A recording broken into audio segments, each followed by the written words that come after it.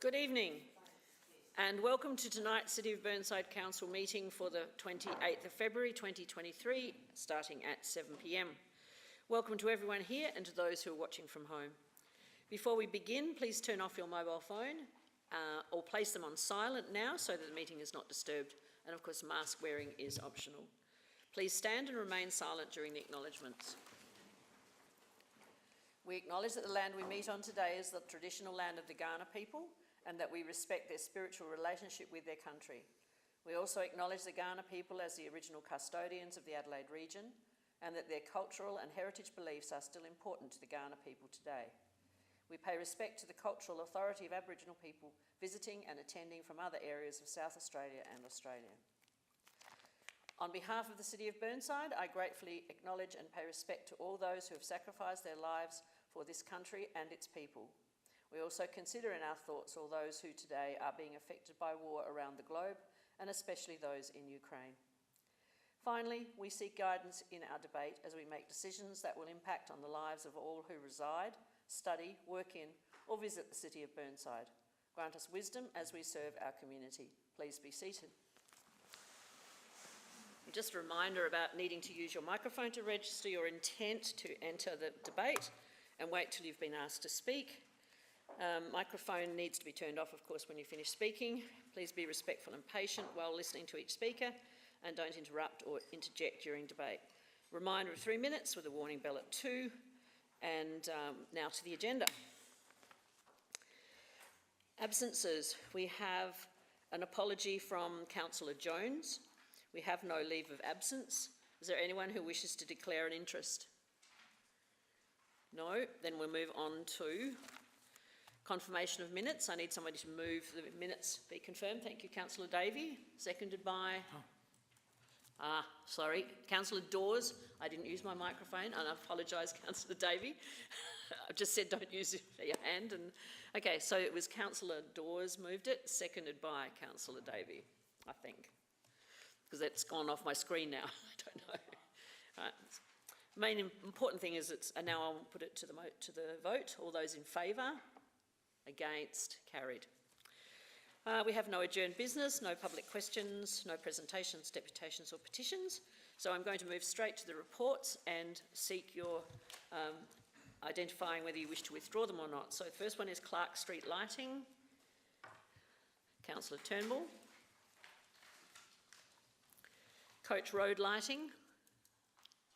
No one there, so is there anyone who wishes to move it? Oh, sorry, did you press your button, Councillor Harvey?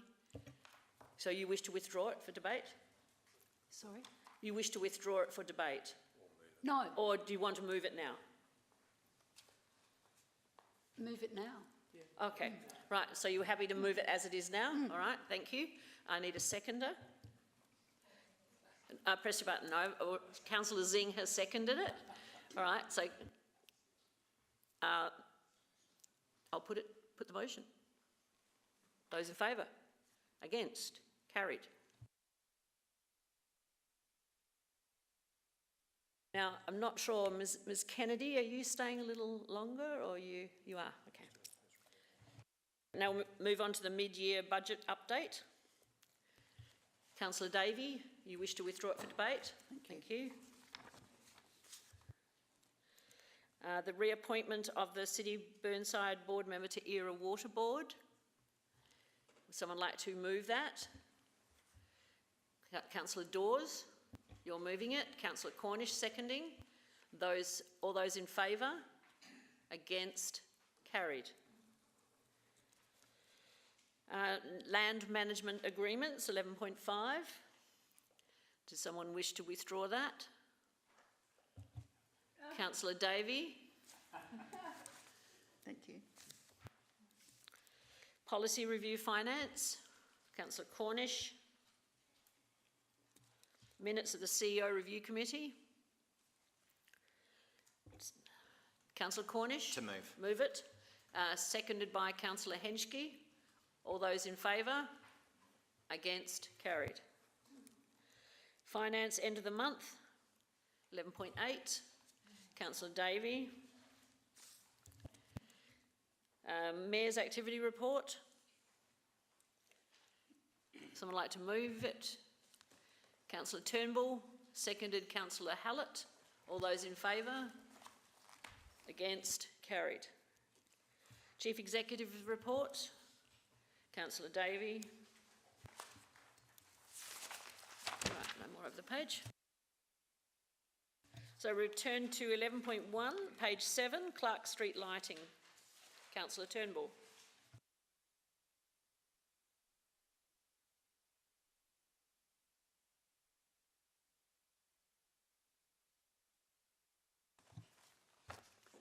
I'd like to move the officer's recommendation.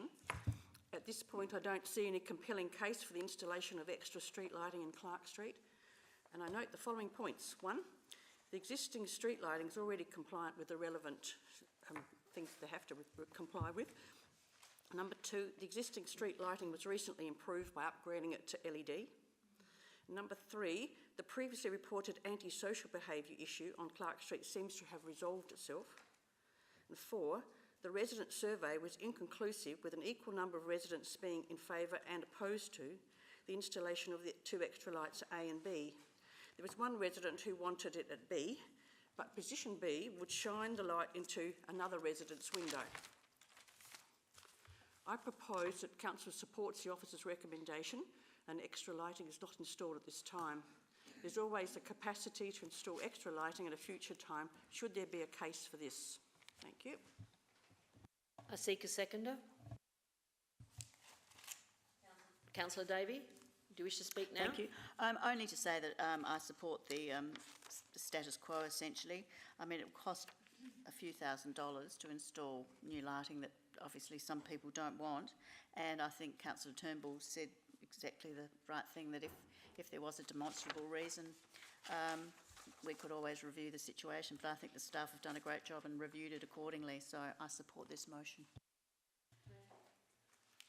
Is there anyone else who wishes to speak? Councillor Dawes. Yes, thank you, Mayor. Councillor Turnbull and I have agonised over this one, and we do have a slight disagreement on it. It's a rarity for us too. And the reason why is because if you go up Clark Street, it's one of those 45 degrees roads in the hills face are quite steep, a bit like Coach Road. And you go to the end of the cul-de-sac, it is quite dark. And if you look at the results of the survey, and I made the point last meeting that really saying that 5 out of the 9 don't mind location B, which is where the shadow is the worst. And that's where the young people have been congregating in the past. It has come back slightly, but not as bad as before, but it's still a relatively dark area. So if this motion doesn't get up, then I would be putting another motion in that we accept option 3 on page 11, which is location B only. And if, for instance, it does not work or people are too upset by it, we can take it down. But I think you'll find that it will provide the extra lighting that the majority of residents in this area have been asking, from both a safety perspective and also a minimal cost. So we're not quite the same on this one, mainly because this problem we have where we go out to community consultation and more than half, slightly more than half want it and talk about safety, and less than half don't want it for various reasons. And so do we need 60% for these things in the future? And that was something we raised, I think, with Councillor Davies' motion I noticed before. So for this one, I'm seeking a compromise. I believe that the majority of ratepayers would say to us, yeah, let's see how it goes, because it has been an issue for us in the past. Is there anyone else who wishes to speak? I have no one on my screen, so therefore I'm going back to Councillor Turnbull. Oh, thank you, Mayor. On page 7, during one of the survey, people said person said they lived there for 41 years and never had any trouble. A lot of people up there like it because it's sort of bit secluded and quiet and dark. Yes, we did have a complaint last year, one complaint from one resident about these people coming up and sitting on the rocks in the middle in the little island and carrying on.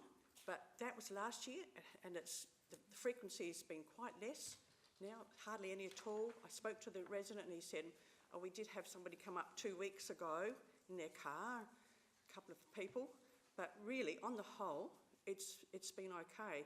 He has a special lighting thing, motion sensor lighting in his driveway, and on the whole, the 41 years people are saying they do not support it because position B is right outside their light, their window. And they have put up with it for 41 years. There's nothing to put up with, they said. It's fine. And let's leave it status quo. Thank you. So I hope you vote with me. I'll put it to the vote. Those in favour? Those against? Sorry. Oh, was that? Oh, I didn't see it. Sorry, apologies. Right, motion is carried.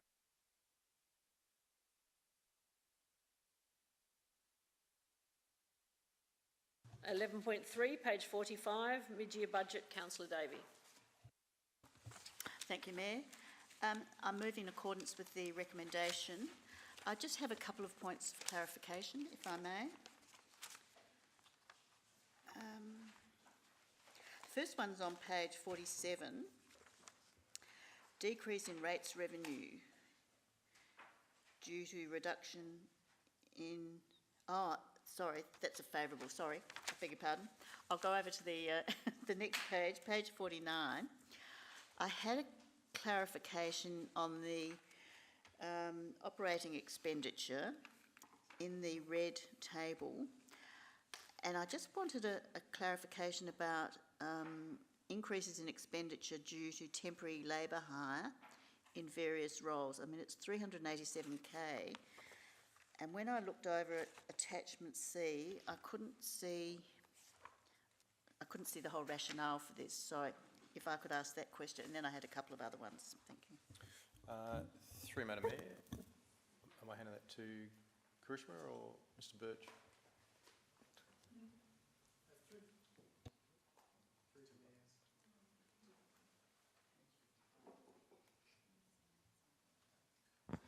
Through the Mayor, there's a number of positions listed on page 55.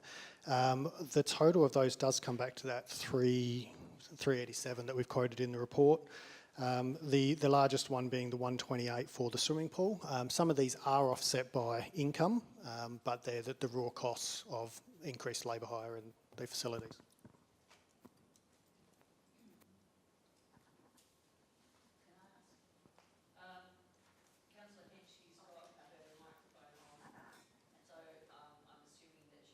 Sorry, Councillor Henschke, you have a question? And then I'll come back to you, Councillor Davey. Thank you, Madam Mayor. The question is, will this material increase in CapEx for a mid-review, will this result in a forecast increase in our borrowings at end of year? Thank you. Thank you, Madam Mayor. I'll hand that to Ms. Reynolds.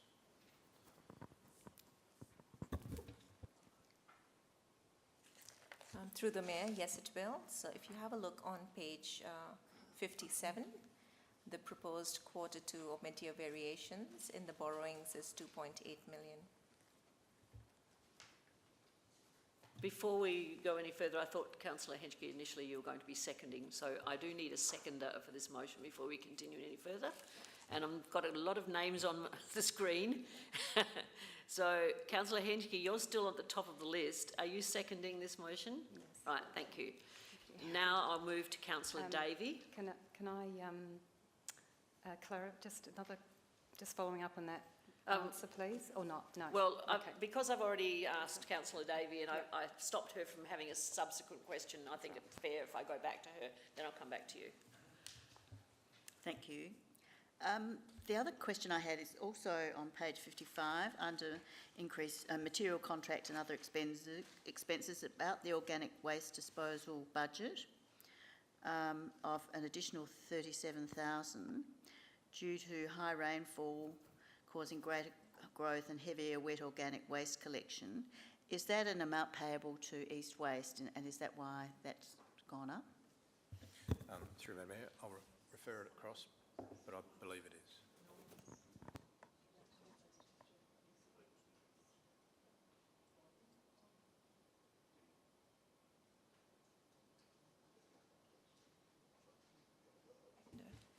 Through the Mayor, that cost of 37,000 is the disposal cost, so it does go through East Waste, but it does go to Jeffreys for the organic waste.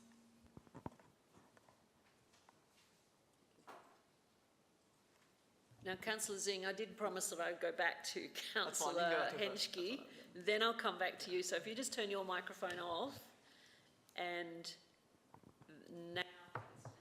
Thank you, Madam Mayor. With that forecast increase in borrowings, effectively because of the Magill Village timing of the grant, that's understandable, but then it's a delta of $1 million. What could the administration, I know it's detailed in a variety of very detailed breakdowns, so thank you very much for that review work, but what is the overriding theme for that borrowing, if that could be simplified, please? Thank you. Through Madam Mayor, I'll refer it to Ms Reynolds. Thank you. Through the Mayor, it's a combination of a couple of things. So one, as you've rightly picked up, it's the capital revenue decrease. And the second part of that is an increase in the capital expenditure. The third part of that is a decrease in the surplus, so which is the cash component of, which leads to the increase in borrowing. So it's a mixture of those three components. Thank you. Now, Councillor Zing. Thank you, Mayor.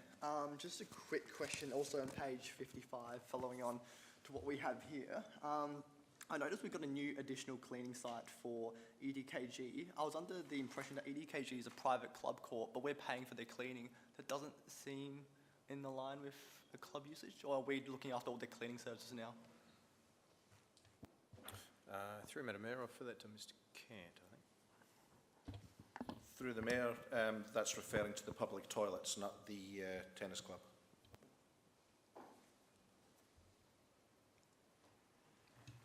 I just need you to turn your mic off. Councillor Davis. Thank you. My next question is in relation, again, page 55, and it's in relation to the $30,000 cost pressure to implement a new online booking system to replace Centreman, partly offset by a committed cost saving of $8,000 in the community centre.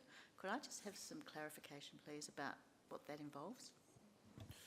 Through Madam Mayor, I'll refer that to Mr Cooper. Through the Mayor, yes, that relates to a project to replace our Centreman booking system. So the system that we have tendered for is a system called Atticus, and it will be an online customer-driven self-service type booking system, which will automate the bookings for all of our community centres and also provide a range of management information as well, which will be helpful for us to improve the delivery of those services to the community. Councillor Davey, I realise you haven't actually spoken to your motion yet, so I'm assuming you have some further questions. Okay, that's right. Then I will continue with the questions from the floor. So, Councillor Hallett. My question is from page 55, and there's an item in there for $10,000 for funding to prepare a management plan for the Magill Stone Mine Reserve, and $20,000 for funding the Beaumont Common Master Plan. And I'm just wondering why there's a difference in cost. Through Madam Mayor, I'll refer that to Mr Cant. Through your worship, it comes down to the scope of each of the projects. So when we scoped both of these projects, and I believe they were both council member budget bids that actually came in late in the last financial year, but missed the adoption of the budget at the time. So they were approved by council through council resolution. The scope was considered by council at the time. I don't have the details of each of the scopes currently, but I can certainly provide that.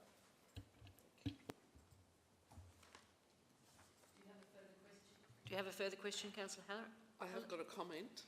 No question, because not a comment. You can't it's- make a comment unless you're debating. Right? So if you want to enter the debate, that's different. If you enter the debate and make a comment, then you're actually starting to make a debating.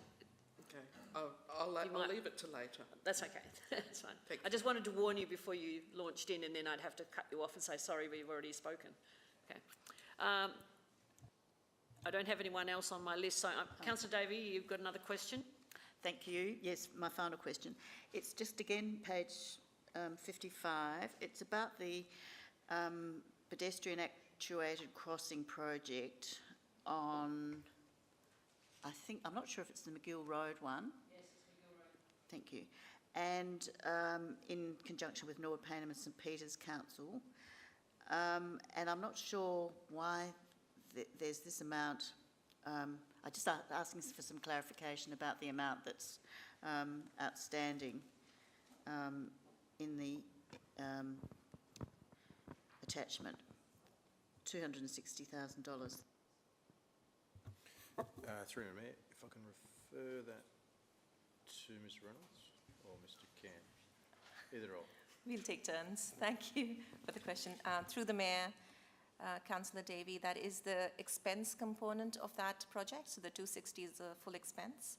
If you have a look at the income statement up in on page 53, under grants and subsidies, there is a contribution in there that's included, which offsets that expenditure.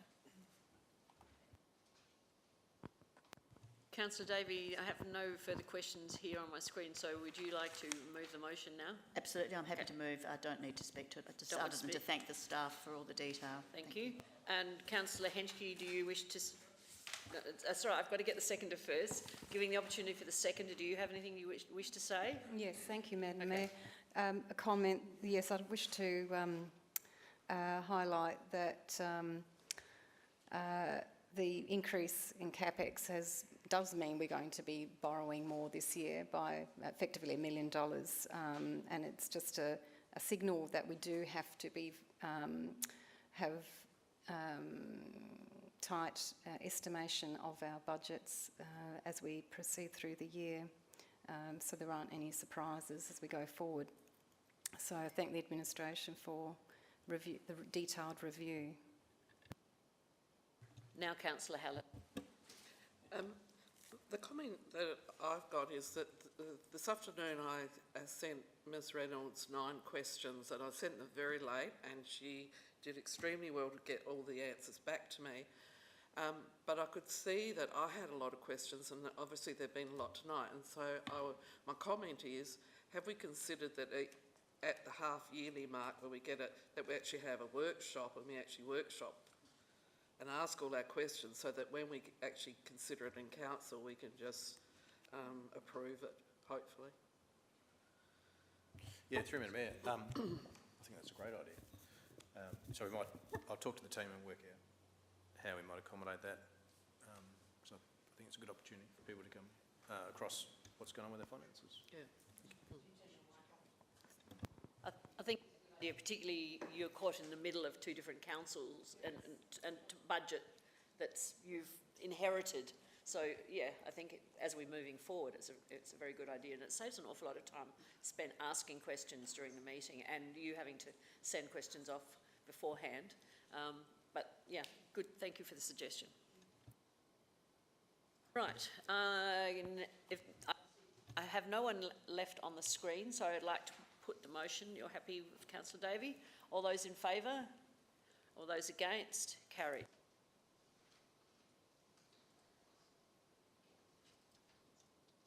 And now we have item 11.5, Councillor Davey. Thank you, Mayor. That's page 82.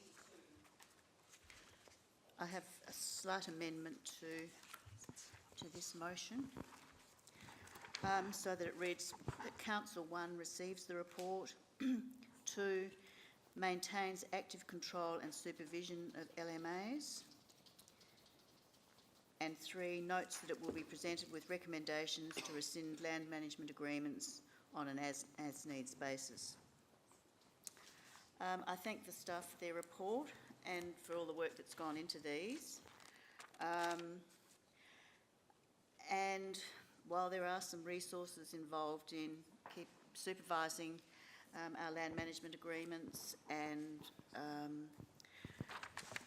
maintaining active control and care of them and supervision of them, I think we've got quite a few, and most of them, I mean, this is the register that I printed off to just have a look at the land management agreements that we do have currently at Burnside. They've all been put in place with the agreements of the owners of the land, so everyone has agreed to have a land management agreement when they wanted to acquire the land or property, and they're largely to control trees, and they're about maintenance of our sometimes historic trees, but mainly our tree canopy and the coverage of that for our biodiversity, bird life, and that aspect of Burnside and the character of Burnside. So that's why I believe that we do need to maintain the investment in actively supervising these, checking them from time to time, and keeping an eye on the wording of the land management agreements and the fact that they are being complied with, because people have been removing trees and not advising the staff. So hopefully you'll support this, and we can continue as they are rescinded, as they reach their expiry. We will receive recommendations accordingly. There's a whole process for that in place, but I think we should maintain the supervision at this stage. Hopefully you'll support this. Thank you. I seek a second. Councillor Turnbull. I reserve my right to speak, thank you.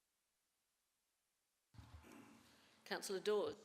Yeah, a question for administration. With this alternative motion, I would like to hear from the CEO how he interprets number 2.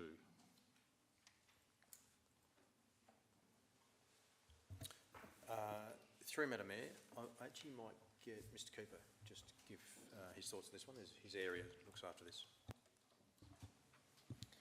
Through the Mayor, thank you. The administration doesn't actively control or supervise the LMAs currently. For reasons stated in the report, we do that on a proactive basis at the moment. So certainly if we receive a request for the rescission of an LMA, then we would certainly look into that and arrange the necessary process for that rescission process if appropriate. If we received a complaint or a concern from a neighbour or owner of the land which has an LMA on it, we'd certainly have a look into that. But we do not go out proactively managing the LMAs at the moment. So for me, the reason why the original resolution was in place is basically to confirm that we would continue the status quo. So as with other development approval conditions, we don't actively go out and audit those and check for non-compliance. They are done on a as-needs basis, generally when we receive a complaint or a concern about them. So that was the reason for the original recommendation. So perhaps I would refer back to Councillor Davey in terms of whether the revised resolution puts any additional onus on us at the moment, because we wouldn't be resourced to do anything more than we're doing at the moment. So if that's the case, then that would obviously have a resource implication.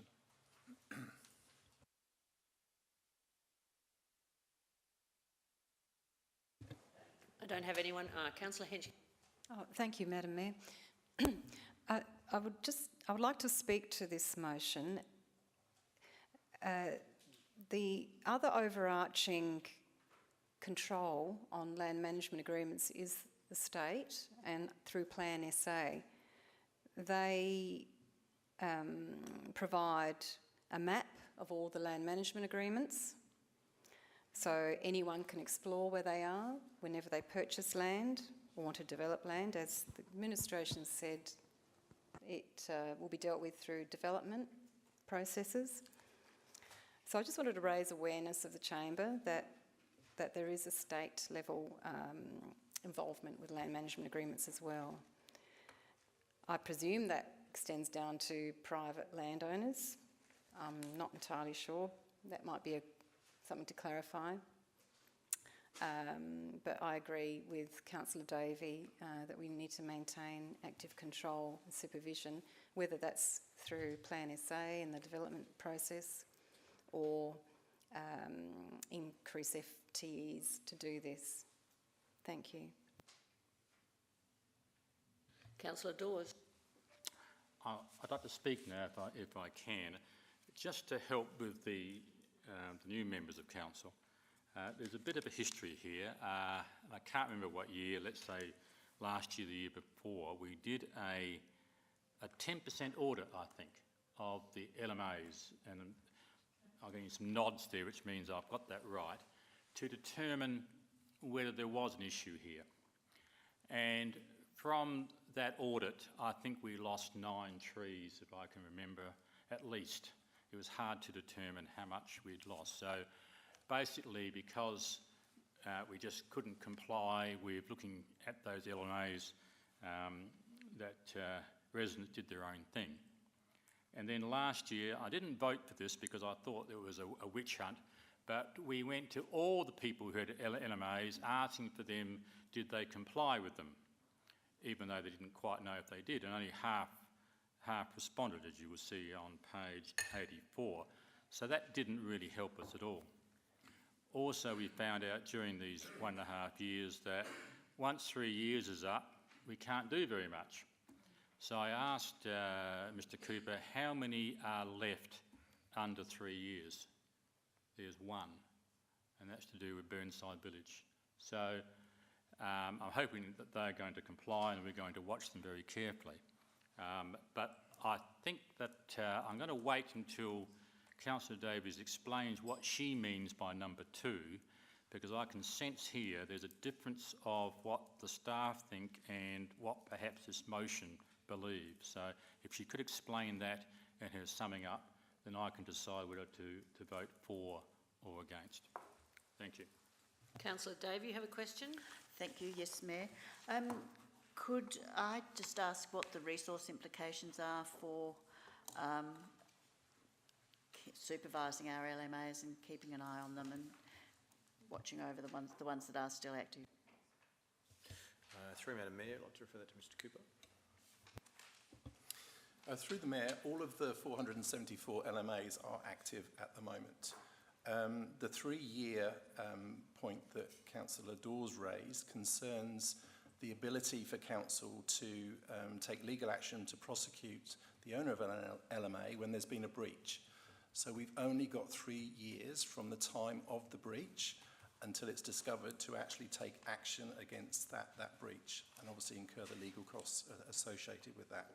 So going back to the question, we have 474 LMAs, current LMAs at the moment, and the report itself explains, with a couple of assumptions, what resources would be required to actively manage those LMAs. If we're going to actively manage them, we would have to start with an audit, a physical audit of each and every one of those LMAs, and we've estimated up to 13 weeks worth of resource to actually do that, on the basis that it would take us an hour to do each LMA.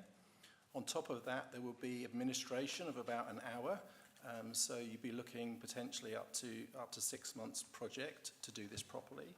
That would establish a stake in the ground in terms of where all those LMAs are in terms of compliance, and then what you could then do is to determine those that needed to be rescinded. They would cost about $1,100 a piece if council were to rescind those and pick up the costs of doing that rather than the landowners. And then we'd be looking at repeating that exercise every 2 years to identify any breaches of those LMAs. So that would become a deterrent, but we would be incurring another 6 months worth of FTE resource every 2 years to make sure we kept on top of that. So that's really one definition of actively managing those. Another might be that we do random audits we select those, and once we've got that information, then again in 2 years' time we'd be going back and re-auditing those. Another option would be to look at a particular category of LMAs, so perhaps just to do that on the ones that are related to trees. That's another option. So there are a number of different ways that you could actually look at managing these, actively managing them. At the moment we don't do any of that unless, as I said, we receive a complaint. Before I ask Councillor Hallett to speak, I just want to clarify, no matter what action, it appears to me that this motion is asking, it will have budgetary implications for the current budget that is coming to us, and that bid is not in there at the moment. Am I correct in making that statement? Yes, through the Mayor, that's correct. Thank you. Councillor Hallett. Thank you, Mayor. I think that we should be policing them and managing them, and I think that one way that we're talking about categories, whether we just look at the tree ones or not, but my way of looking at it is that if the statute of limitations runs out after 3 years, then we look at all the ones that are coming up for 2 years and do that category, so that we've got 1 year up our sleeve to write to them and ask them to comply, or to fine them if they've actually gone ahead and removed trees. But I really think that we should be managing them. CEO, you just wanted to make a comment, ask Councillor Davey a question. Yeah, thank you, Madam Mayor. Just a question about the motion, just for clarity. I'm wondering if we should therefore include another point about referring, or even just the start of year one, the $69,000 allocation for budget consideration in the current budget. If that's what you're intending, I think we need to get the money to support it. Yeah. Councillor Davey, you want to consider that? Because that was the reason I raised the issue, and I was going to ask exactly the same question as you asked, and that was about the cost implications, because we're about to face, from what I hear, a fairly horrendous budget. So it's an addition. Sorry? Thank you. My question, but before, and I'm very happy with that, and I'm sorry I haven't asked these questions. I've had massive IT problems and I just didn't have an opportunity to send the questions through. How many trees would this cover if we went down the year one option at 46, paragraph 46? Do we know how many trees? Through Madam Mayor, I'll refer that to Mr Cooper. Through the Mayor, no, I don't. Off the top of my head, we'd have to take that question on notice. As you can imagine, some of the LMAs might refer to more than one tree, so we would have to go back and check that. But yeah, we can do that. Councillor Cornish. Thank you, Worship. I'd like to run an amendment, if I can, to this motion. I'd like to tidy up number 2, and I'll insert a number new 3 and bump 3 to 4. So my number 2, I'd like to actually change, and I'll take some of the wording from item 46 in there and say, instead of maintains active control and supervision of LMAs, I'll say, obviously it has that council, manages LMAs through undertaking a full audit of them every 2 years to ensure any non-compliance could be addressed within the 3-year time frame, which is almost a copy and paste from 46. And then I will add in number 3 that any financial implications of this motion be included in the 2023-24 budget an annual business plan process.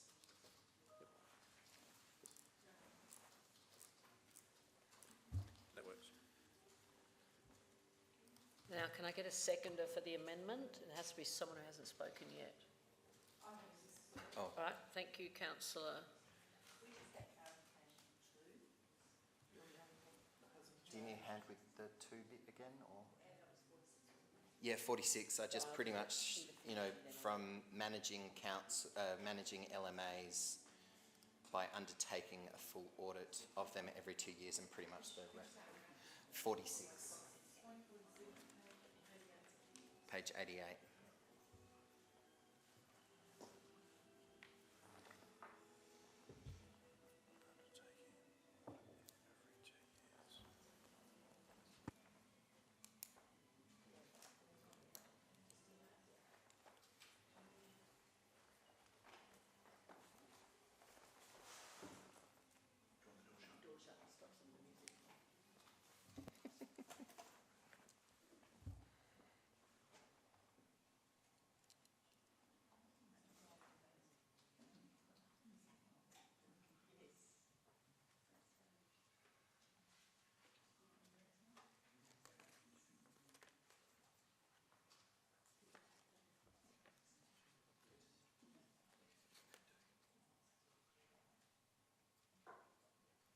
Not all of that, Bronnie. Yep.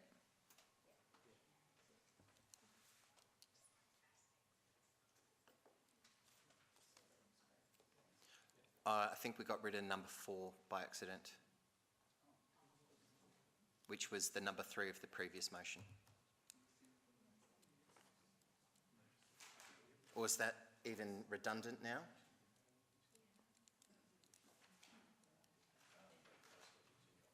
Okay. Yeah, so we need that as number 4 in mine as well. Thanks, Bronnie. Brilliant. If I can speak to it, just sorry.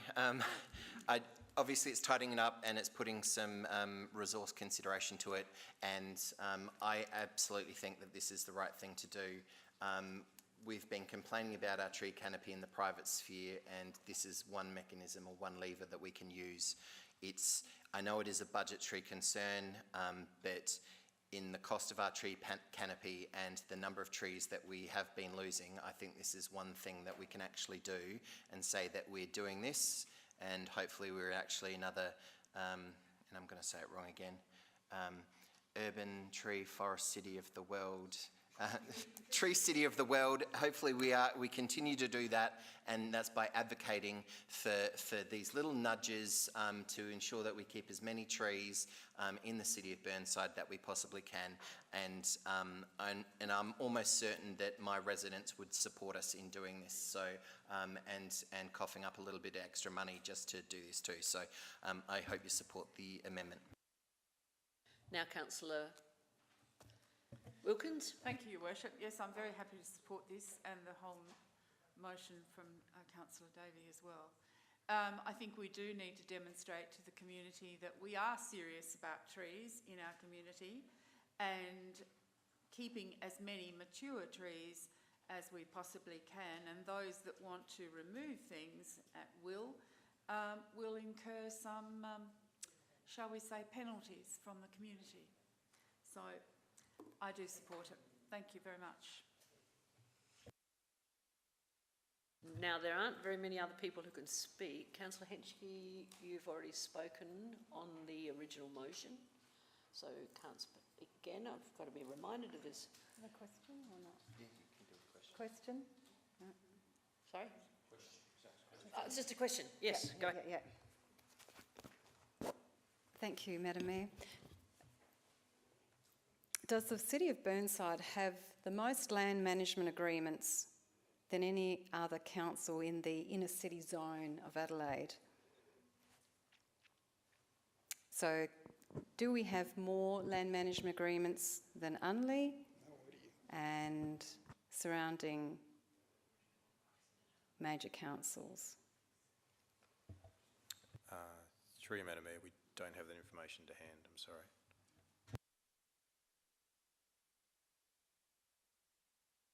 I don't have anyone on the screen. Is there anyone who wishes to speak on the amendment? Right. I will go back to councillor Cornish. No, you don't get a second chance, do you? No, I need to put the motion. All those in favour of the amendment?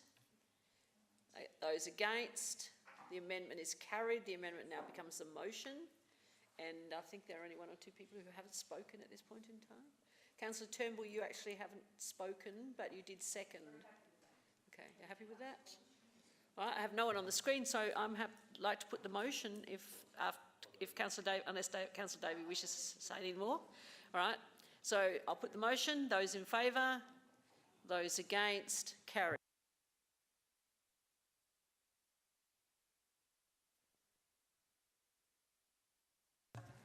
Next is the policy review finance policy. That's Councillor Cornish. Thank you, Your Worship. I hopefully will have some words magically appearing on the screen that are coming through. No, that's right.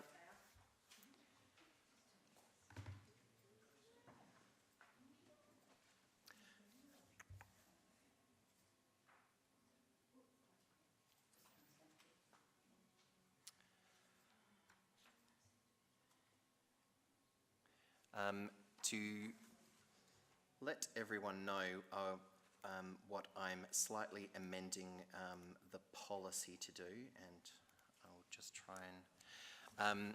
so it is that we adopt the revised sale or disposal of asset policy, but with the following inclusion at 6.5.5.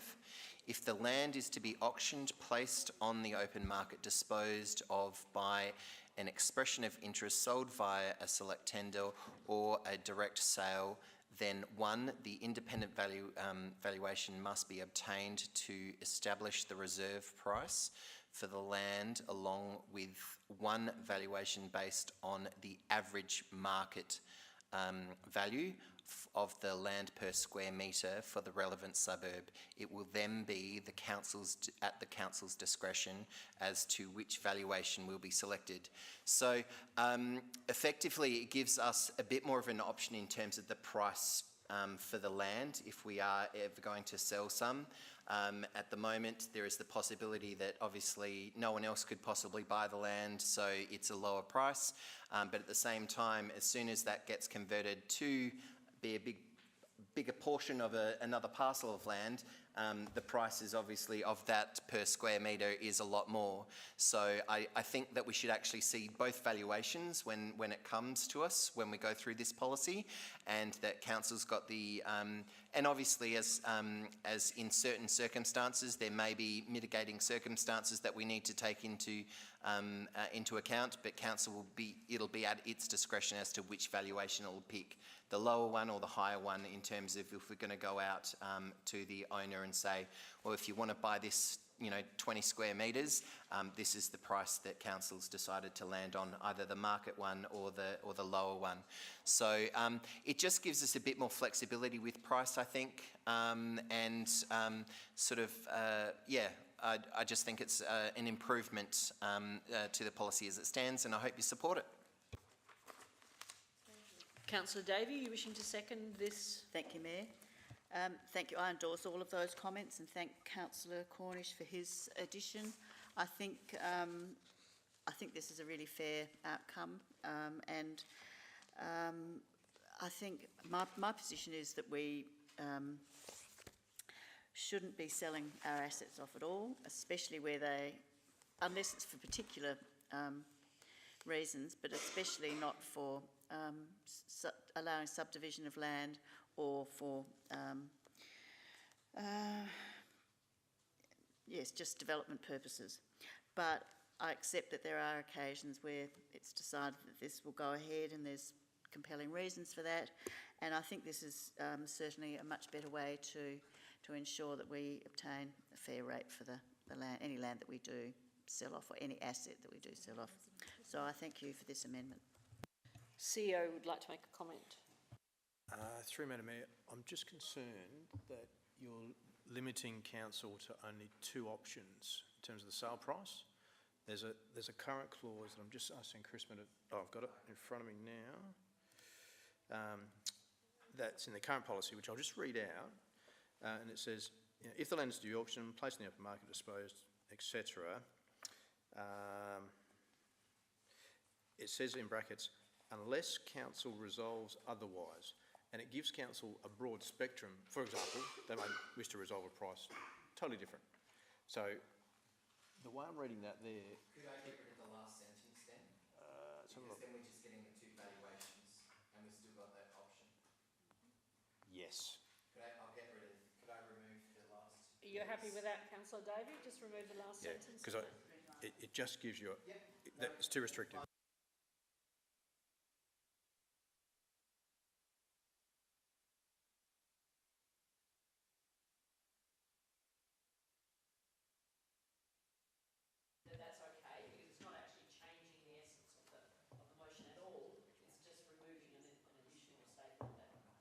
Superfluous. Now, Councillor Henschke. Thank you, Madam Mayor. A question. The average market value calculation, at what, is that the average market value at that point in time, or is it the average market value of a period of time? How would a valuer interpret that?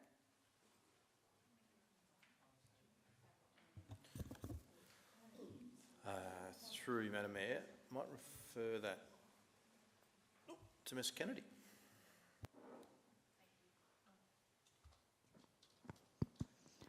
Through the chair. The valuations that we currently get when we're looking at disposing of land are done by an independent valuer, and as part of that valuation they do already look at the market value of that land. They look at the market value by considering recent sales histories within that area and recent sales histories of similar types of land. They use that to convert to a unit rate, so a per square metre rate. They'll typically then discount that by a reasonable margin based on what that land is can be used for. So what I'm getting at is we essentially already get that information through the valuations that we obtain. And it's based on recent sales history within that area.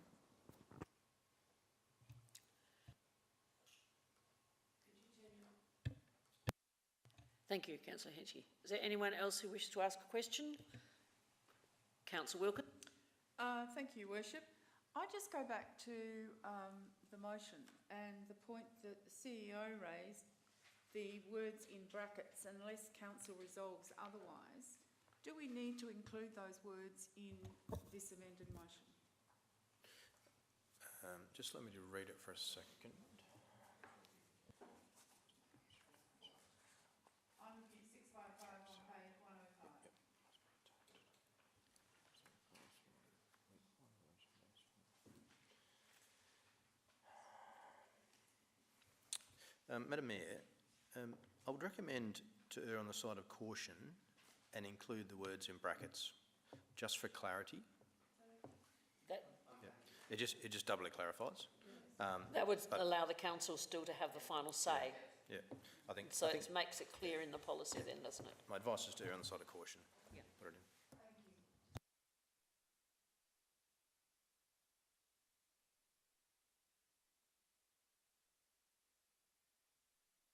Right, I have no one else on the screen now, so unless anyone wishes to speak, I'd like to go back to Councillor Cornish. Happy for me to put it? All right, I'll put the motion. All those in favour? Those against? Carried. Well done. Good collaborative work on that. Next is...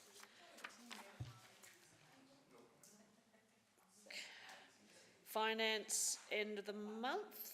No, CEO Review Committee minutes. No, I've missed one. Look, we've done that one. I was right there, 11.8. Finance end of the month. Oh, sorry, yes. Yeah, I was right the first time. Finance end of the month, 11.8, which is page 128. Councillor Davey.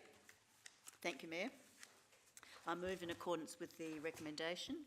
Council receives and notes the January 2023 financial report, and I just have a couple of questions, if I may. The First one relates to, on page 133, operating projects, the bin tagging to reduce food going to landfill.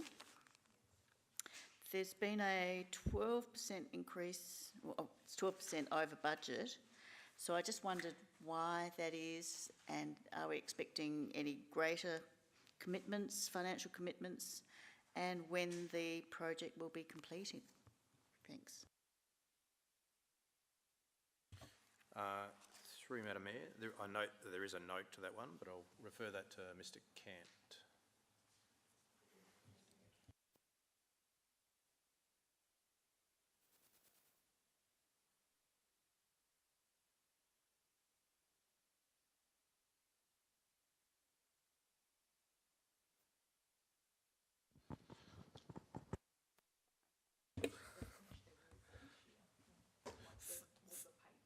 Through your worship, I'm not sure whether there's any last-minute overspends at this stage. However, the budget variation was to match the grant that we received, so I will say that. We are finished the bin tagging work for the current year. We are doing a final check-in September, and the results will be provided to Council in the annual report later this year. You had another question, Councillor Davey? Yes, thank you, Mayor. On page 134, capital projects, creek rehabilitation works. It's about the 7th, 8th down under replacement renewal.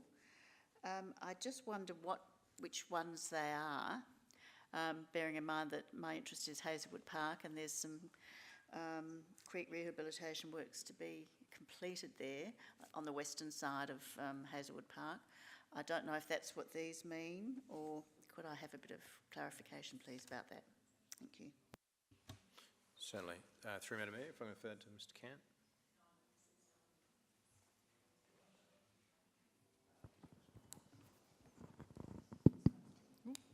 Cant. Through the chair, that particular project, because it's a capital project, isn't actually around maintaining creek lines, it's around open channel creeks, so essentially open culverts and that sort of thing. So that budget line is used in conjunction with the drainage renewal line for renewal and replacements of open channels, essentially.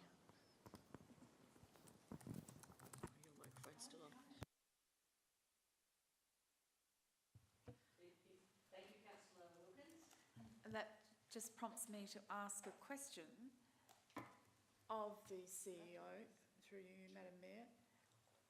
Drainage works. Do we have any works planned in the Cedar Woods detention basin where there is an open drain without a screen in front of it? Around large big circles saying, come on inside, a good hidey hole for small children where the playground is on the other side. Has anybody looked at that or raised that with Cedar Woods? Sorry, but I'm completely out of turn here, but no. That's what prompts me to ask this. Yes, I'll refer this to Mr. Cant. It's a project that we're doing in conjunction with Brownhill Keswick Creek, but I'll see if the team know about that.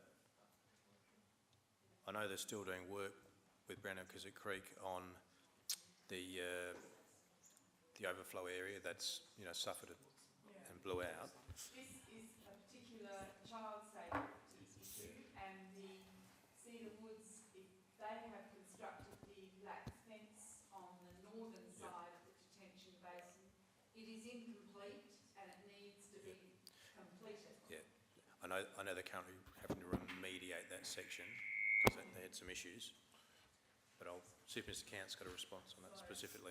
Everybody on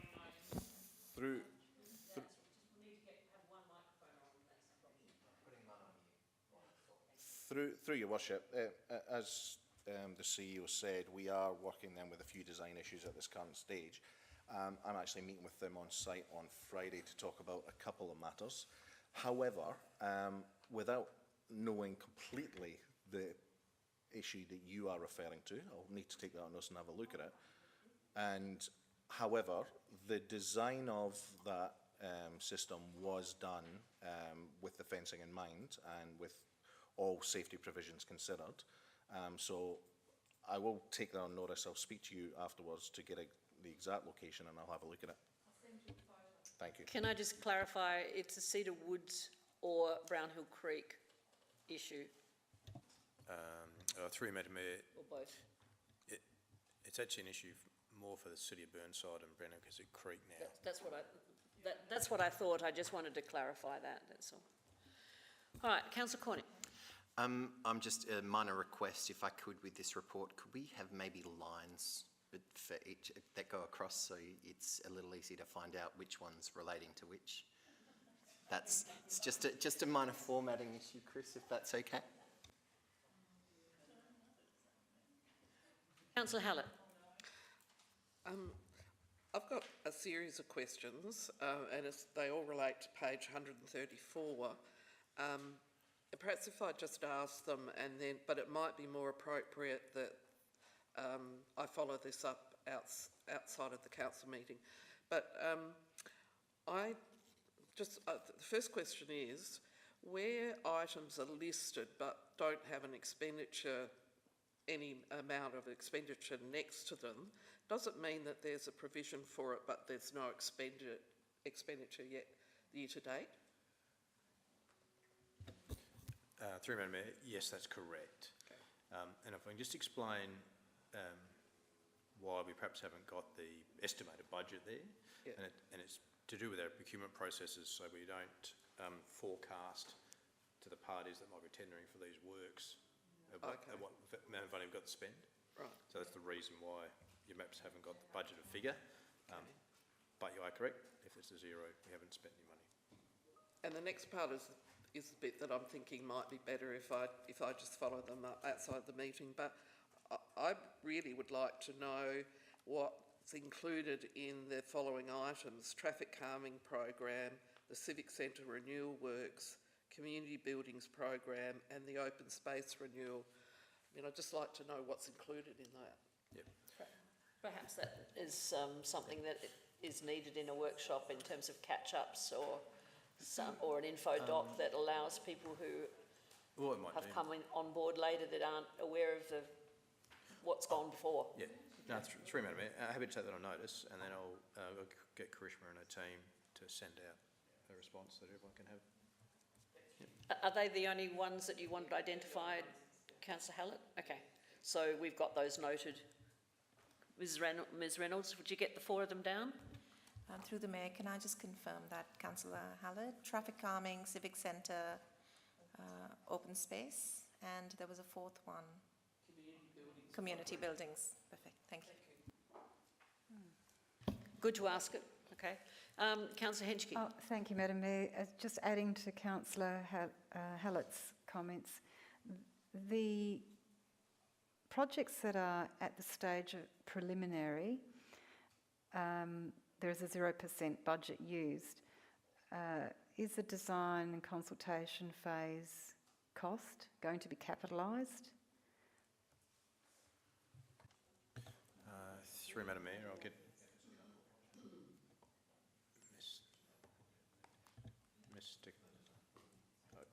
Ms Reynolds to clarify. Through the Mayor, if it relates to a capital project, then the design will be capitalised. If it's an operating project and the asset doesn't belong to us, for instance, then it will not. Councillor Davey. Thank you, Mayor. My question again relates to page 134, and it's the Penfold Park Playground. I know there is some clarification here in the notes, but I note that it's 114% of budget and but I'm not clear whether it's the overspend is because of delayed construction schedule or we increased the scope and extended the size of the playground. It's just a huge amount of money, so I just wondered if I could have that clarification, please. 228,000. Thank you. Through Madam Mayor, if I can refer that to Mr Cant.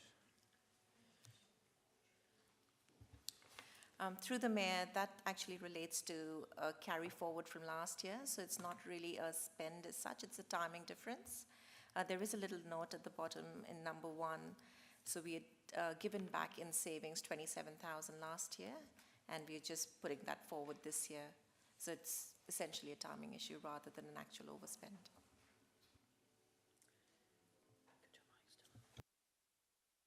Right, does anyone else have any questions or wish to enter the debate?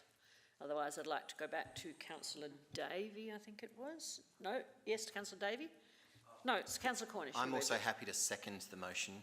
I think that needs to be done. Yeah, and I'm happy to put it, but it is Councillor Davies' motion. It is Councillor Davies' motion, okay. And you've spoken? Yeah, no. Yeah, do you wish to speak as a seconder? No. I made my request. Okay, all right. All right, Councillor Davey, you wish to sum up? Happy for me to put the motion. Those in favour? Against? Carried. Now we move to item 11.10, page 136, the Chief Executive Officer's report. Councillor Davey.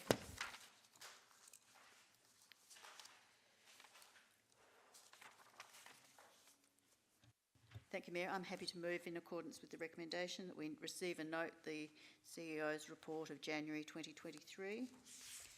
And I just had a couple of questions, if I may.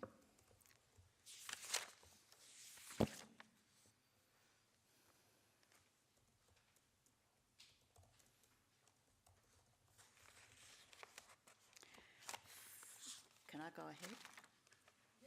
Yes, of course. Just in terms of, on page 138, human resources, are we actively recruiting and about to finalise all these positions that we have got listed? This is page 138?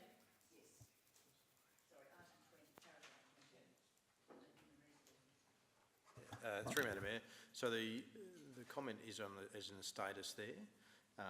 So as it reads there, yes, apart from the events coordinator, yes, they are all being currently recruited or being undertaken this month.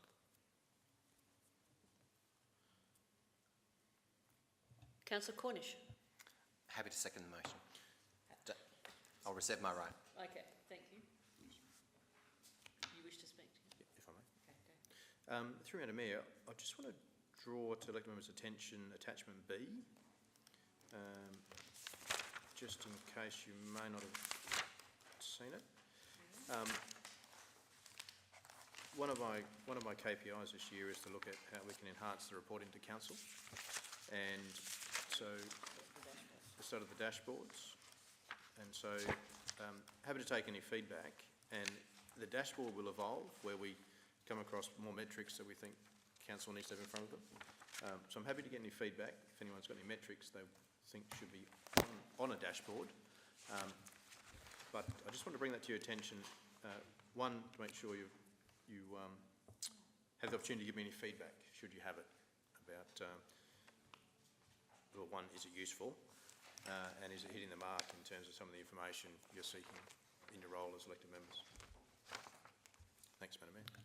Councillor Davey. Thank you. I thank you, CEO, for that initiative.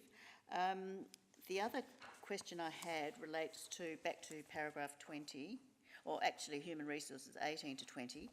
We seem to have used an inordinately large number of labour hire a huge number of hours of labour hire people. Is that because of vacancies that we're backfilling, or is there a reason for that? And is it inordinately high, as it seems to me, or is that average? Through Madam Mayor, no, I would say it's quite reasonable for an organisation of our size. We've got that it equates to 17.2.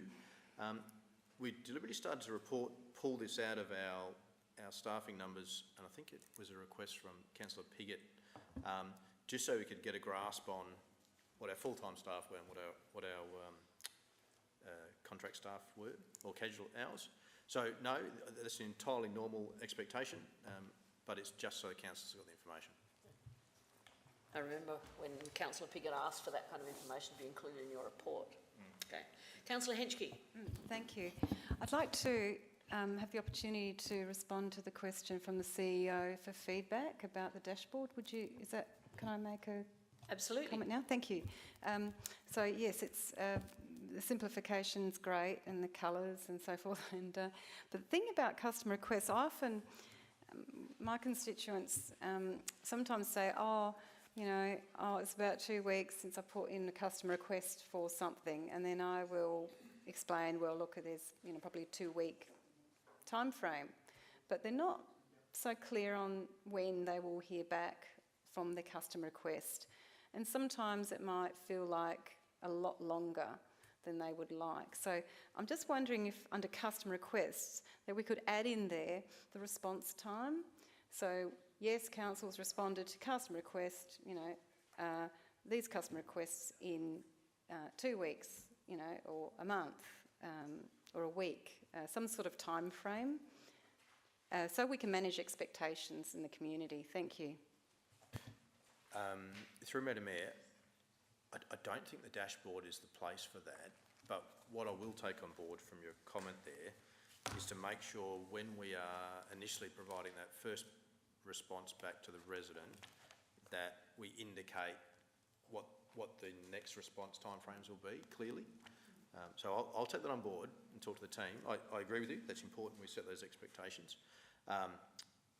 Because of the very large number of different response times that we could be allocating, it would be almost impossible to put on this report. But I think the important step, if you agree with that, is that the residents get a clear indication. Yep. Thanks.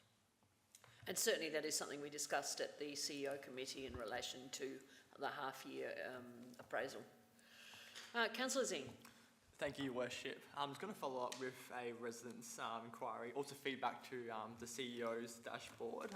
The preamble might be a bit long, but so at the moment, when we report stuff at council on the website, it says we go to 1, Action Burnside webpage, number 2, we use the My Local Services app, and then number 3, we use Snap, Send, Solve. Is there a way on the dashboard we're able to see the data metrics for how many Snap, Send, Solve requests we get? I did have a conversation with Matt Spearman, I think, on this, and he gave me a few numbers, but is that able to be fed through to the dashboard? Just to see how many people use phone apps, how many people are using computers to lodge requests? Short answer is anything's possible. If you are comfortable, Councillor Singh, I wouldn't mind just perhaps tic-tacking offline with that one, just to understand, because obviously we can capture that metric, Snap, Send, Sold, and report in here. I'm just trying to understand the broader picture, because I'm trying to keep this dashboard at a bit of a higher level. But I'm happy to explore that a bit further with you. You happy with that, Councillor Zing, to have a meeting to discuss that with the CEO? All right, Councillor Turnbull.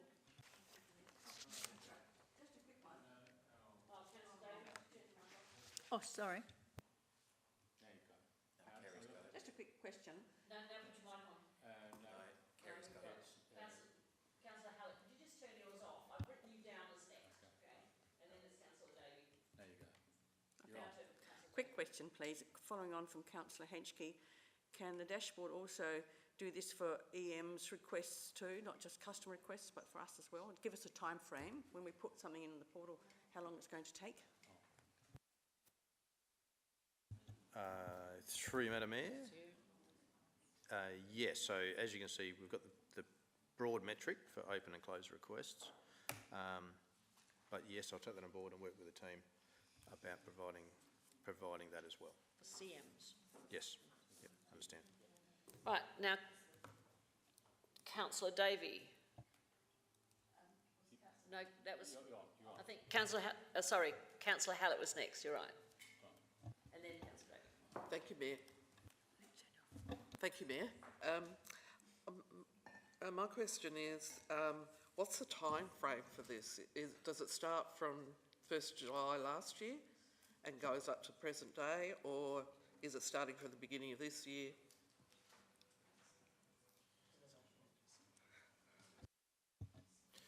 Through Madam Mayor, with regards to the council resolutions, I think we're starting it from the start of this council term. And I'll just have to seek clarification with Ms Reynolds about the other timeframes, whether it's financial year based. Through the Mayor, the timeframe for the resolutions is this term, but there are also the resolutions that have been carried over that are still relevant. So there are resolutions that have carried over from the previous term. Yep, through Madam Mayor. Karishma, just with the rest of the dashboard, just talk about financials and HR metrics, is that financial year based? That is correct. Through the Mayor, the financial metrics are for the financial year. The environmental metrics is a month-by-month metric. The staff turnover is quarterly. The council resolutions, as we spoke. The WHS actions is also on a financial year, and customer requests is for the 227 that we can see, that's for this council term. And the CRMs is live as at end of February. Oh, sorry, end of January. Did you have a subsequent question? Okay. Now, Councillor Day. Thank you. My query is about, it's on page 143, and it's to do with the access to the Marrittville Shopping Centre. I thank you for the update because it's quite a complex matter. I'm just wondering about, and I note that we'll receive a report next council meeting. Are we proposing to, if there are issues with funding, proposing to include an amount in our budget for this, and also what communication has there been with the residents who are involved in this and who've complained? Yeah. Through Madam Mayor, we've just held off communicating with the residents primarily because I wanted to get this information in front of council before I did that, out of respect. The intention is to put a notional budget allocation for council's consideration. Now, initially I would have liked to have thought we could have got some third-party funding, but I think it's important that council has an opportunity to look at that funding and determine whether they wish to go ahead with the works. So yes, it will be coming through as part of the budget process. Now, Councillor Henschke. Oh, thank you, Madam Mayor. The CEO report has lots of information. There's one, with this new term of council, we have a lot of training, and for example, this Saturday I see there's team training, but would it be possible to have the training listed in the CEO's report going forward? Or some sort of, meeting our training plan, KPI or something along those lines? Because it is a really, it's actually a big part of the administration's role in supporting the elected members. Thank you. Madam Mayor, I might take that on notice. I'm not sure this is the place for it, but I can understand what Councillor Henschke is asking for. Yeah. I'd just like to go away and think what's the best forum for that information. So if I can take that on board, I'll notice, I'm sorry. I'll have a think about how we can communicate the information where it should sit. Don't have anyone else on my screen at the moment, so I'm looking to Councillor Davey. If I could sum up. Yes. Thank you. Thank you everyone for your contributions. I'd also like to note the work that the staff have done, especially to list all the reports we request. It really gives a really good summary in this CEO report of future agenda reports. I love that, so we can see what's coming up. Future workshops, that's particularly valuable and welcome, so we can see what our future plans are. And for the council dashboard, I think that's a great idea, and I'll certainly give some feedback out of session so that we can actually see at a glance some of the matters that are dear to our hearts. So I will ask that you support the motion. Thank you. All those in favour? Against? Carried. Before we move to the last two items, I'd just like to take this opportunity to recognise and thank Michelle Kennedy as she is about to depart us, well, soon.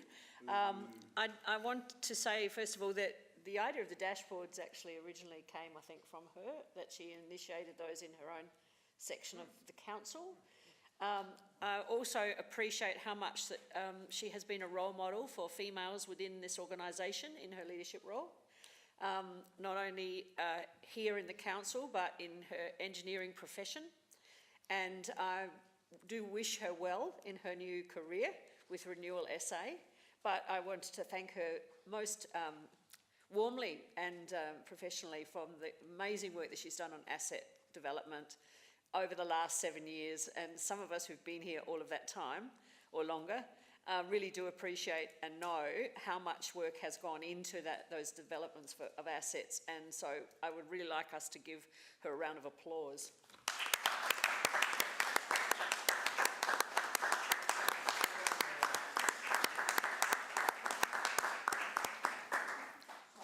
But very glad to see that she's going to complain as a ratepayer from now on whenever the drains aren't cleared or the streets aren't swept or the trees aren't are cut down or all that.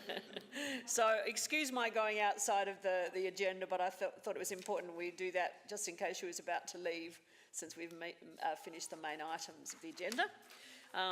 Not that these are not main, but now we'll move on to item 12.1, and we've already received our answers to the questions on notice. And now we will look at Councillor Davies' motion on notice, item 13.1 on page 153. Mayor, just a quick one. Questions without notice, is that after the motion, or questions without notice comes before that? I have to look again, hang on a minute. We don't, you haven't brought me a question on notice, without notice. We don't actually normally have them unless you contacted me in advance.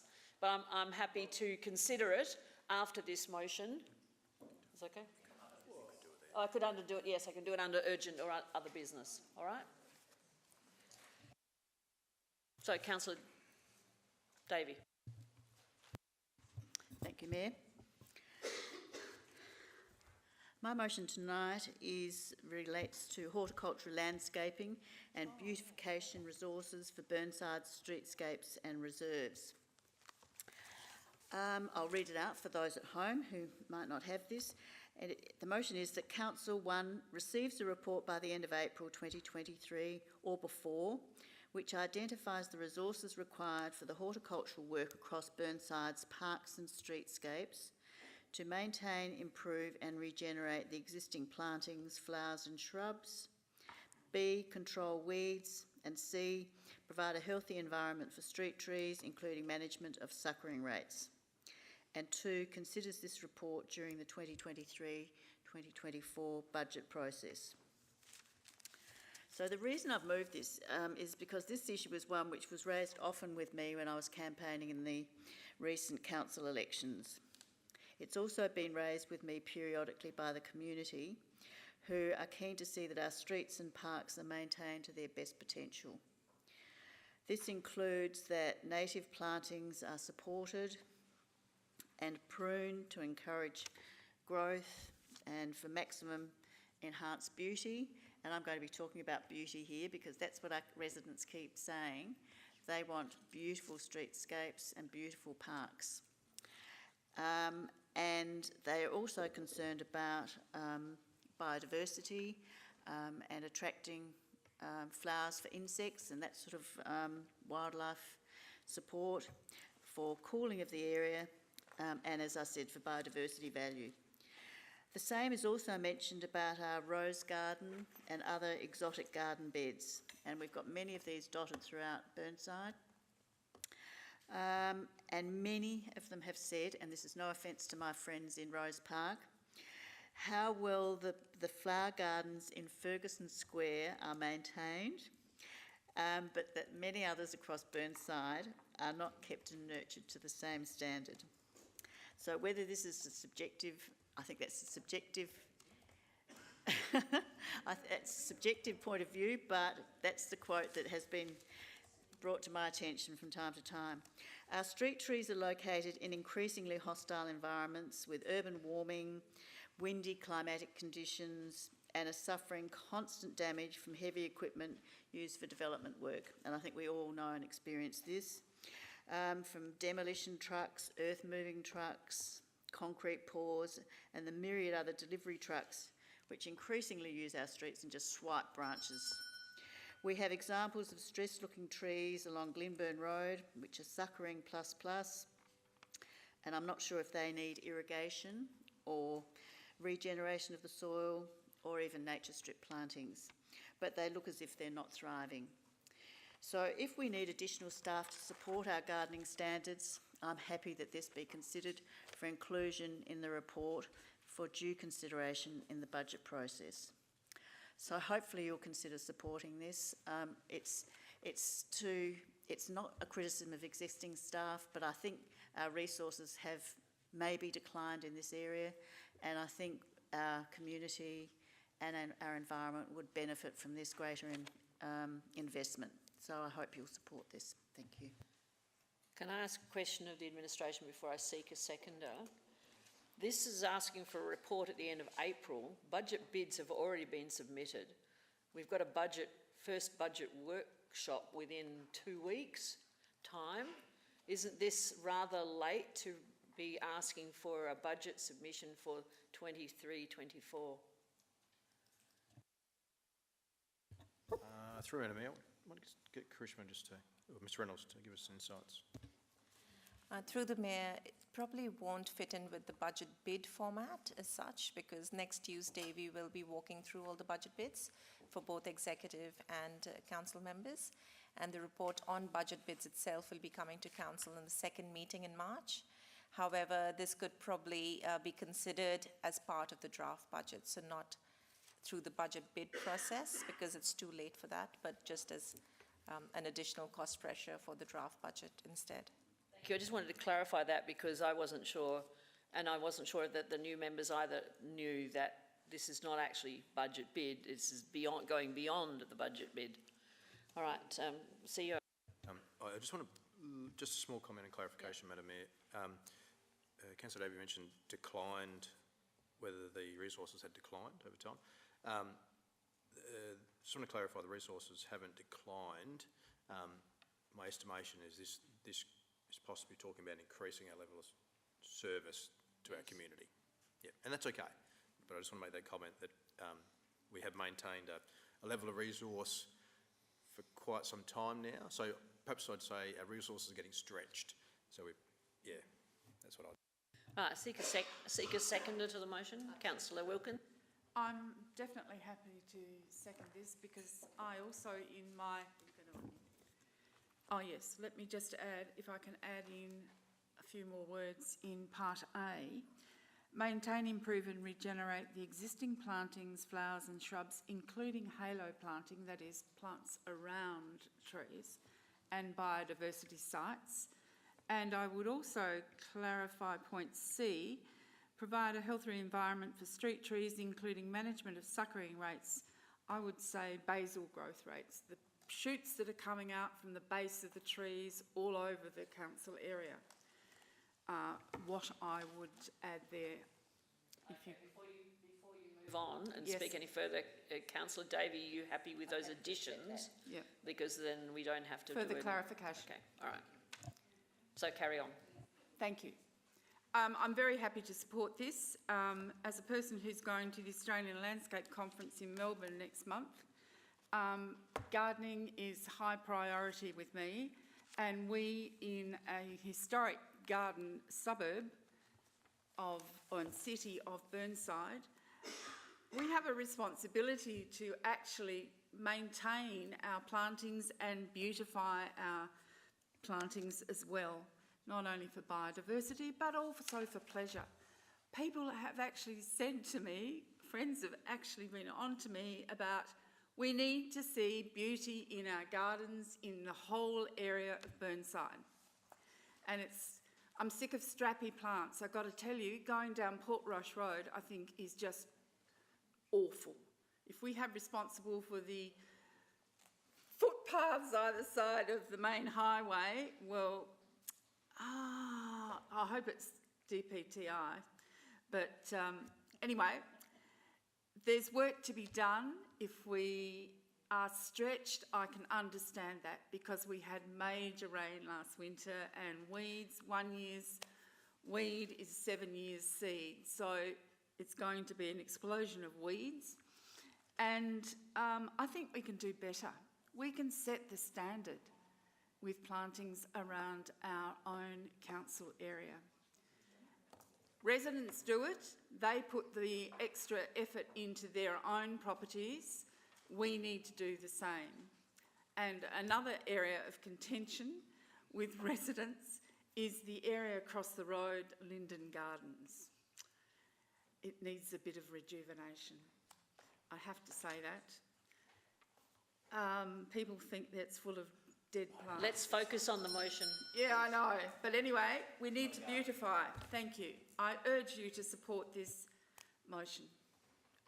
View to improvements. Councillor Turnbull, could you turn your mic off, please, Councillor Wilkins? Thank you. Thank you, Mayor. I've got a question first. Is it possible to have a survey, perhaps in the next focus, asking residents for their ideas? Maybe don't do all wards, but some wards each time, so we get some feedback from the residents.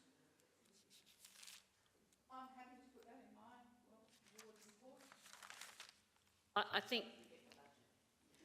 think we need to start with, if you wanted to do an amendment, that's fine, but I think we need to start with this first, and then we make some progress once we've got the report.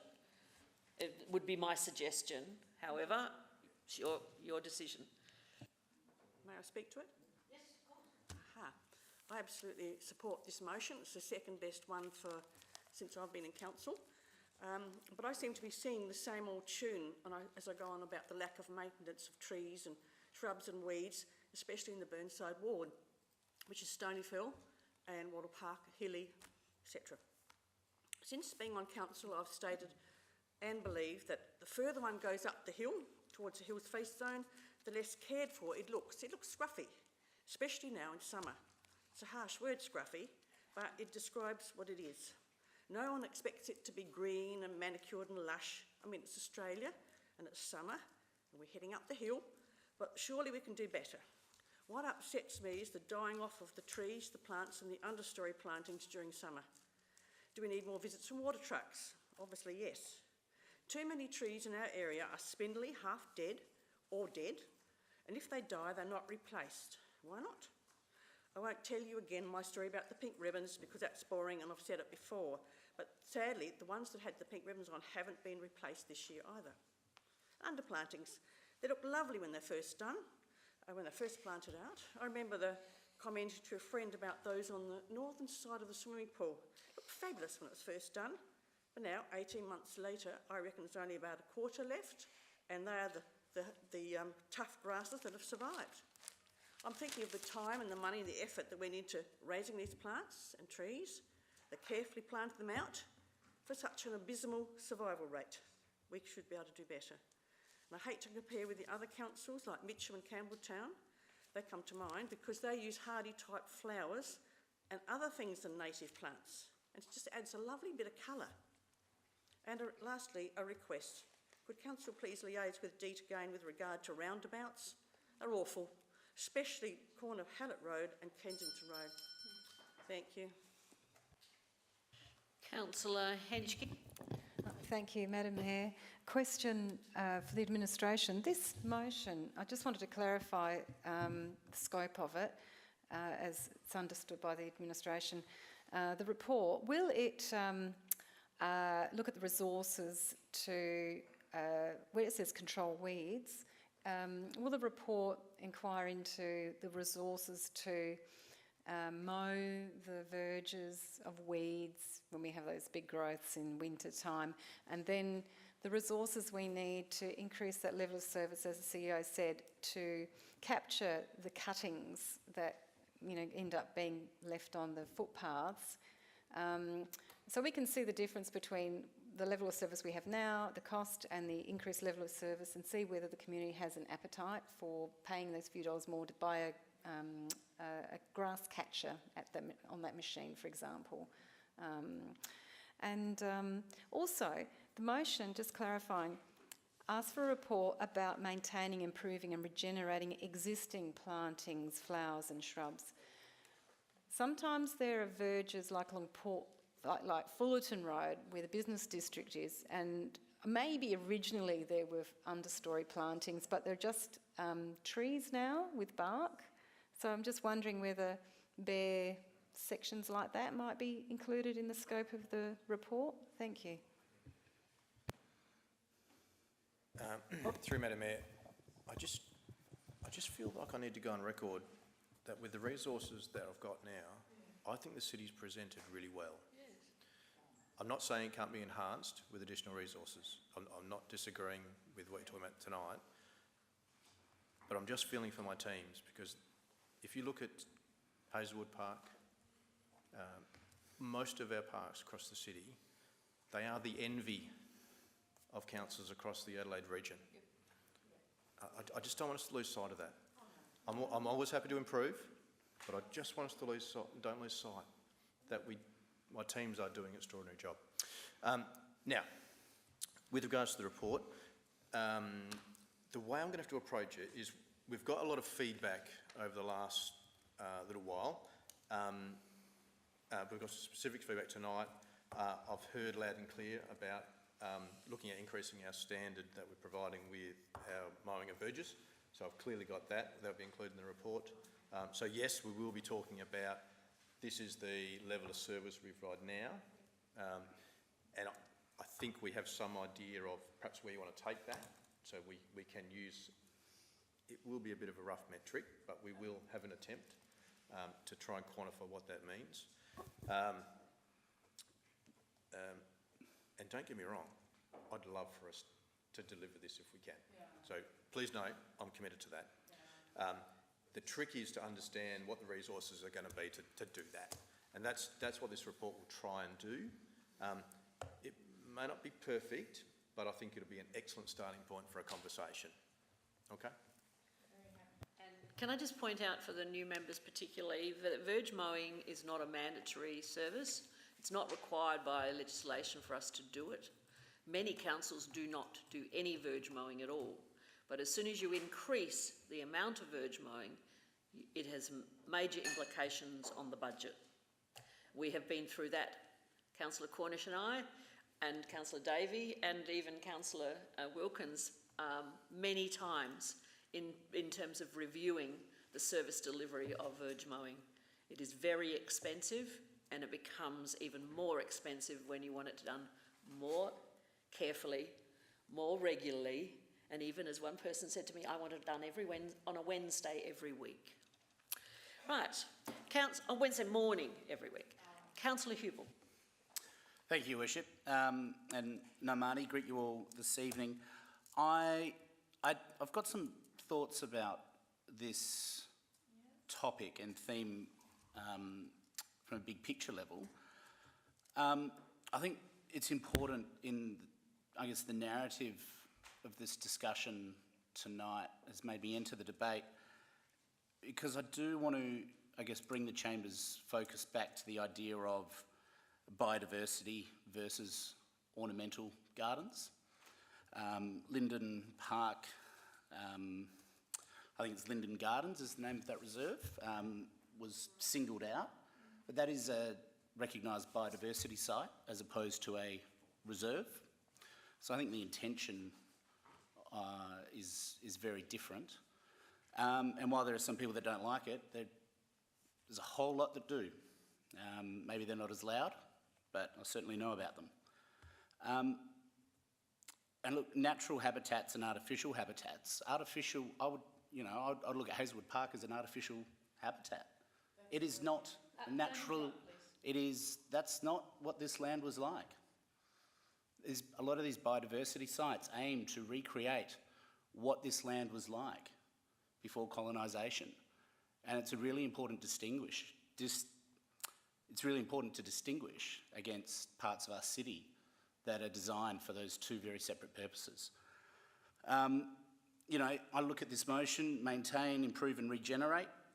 That does not equal keep looking pretty. I'm very happy with this motion, I'm happy with that phrase, but let's be sure that maintaining, improving and regenerating,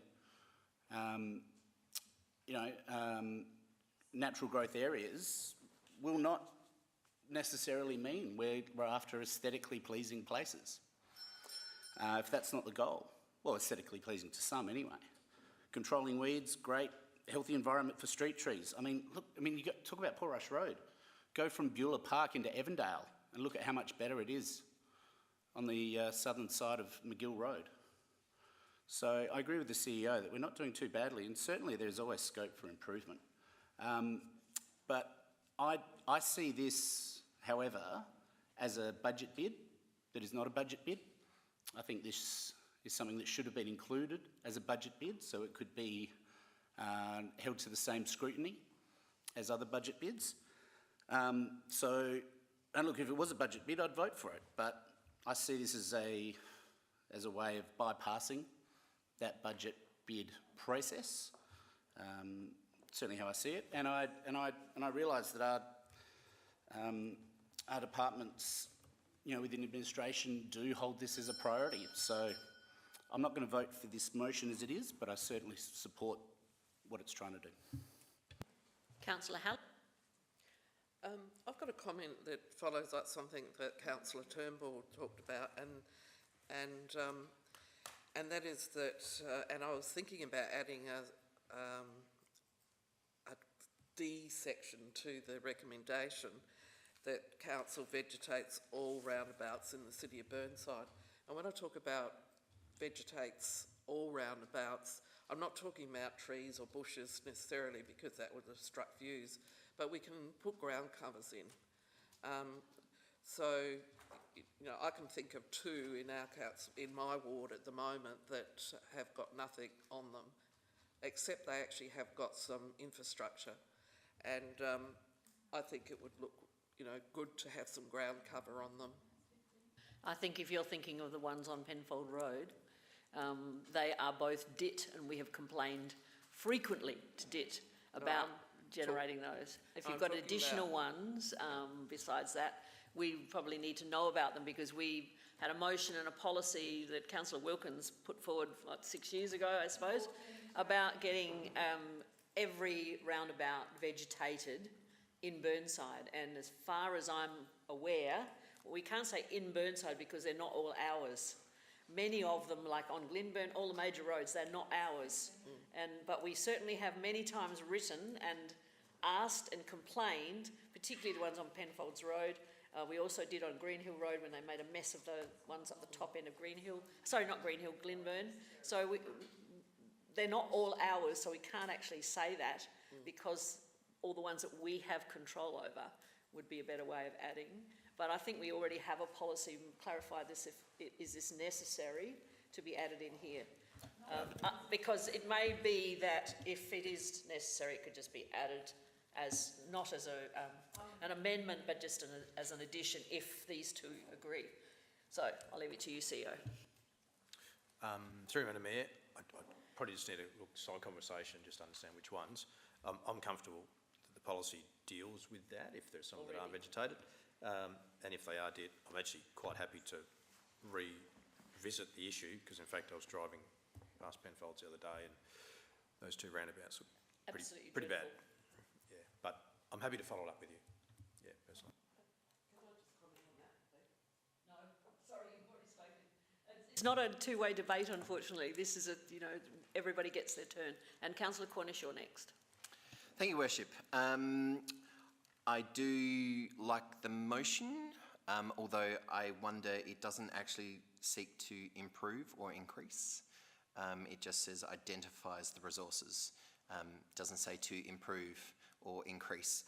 So it could just be that we're doing a great job right now and these are the resources that we're needing.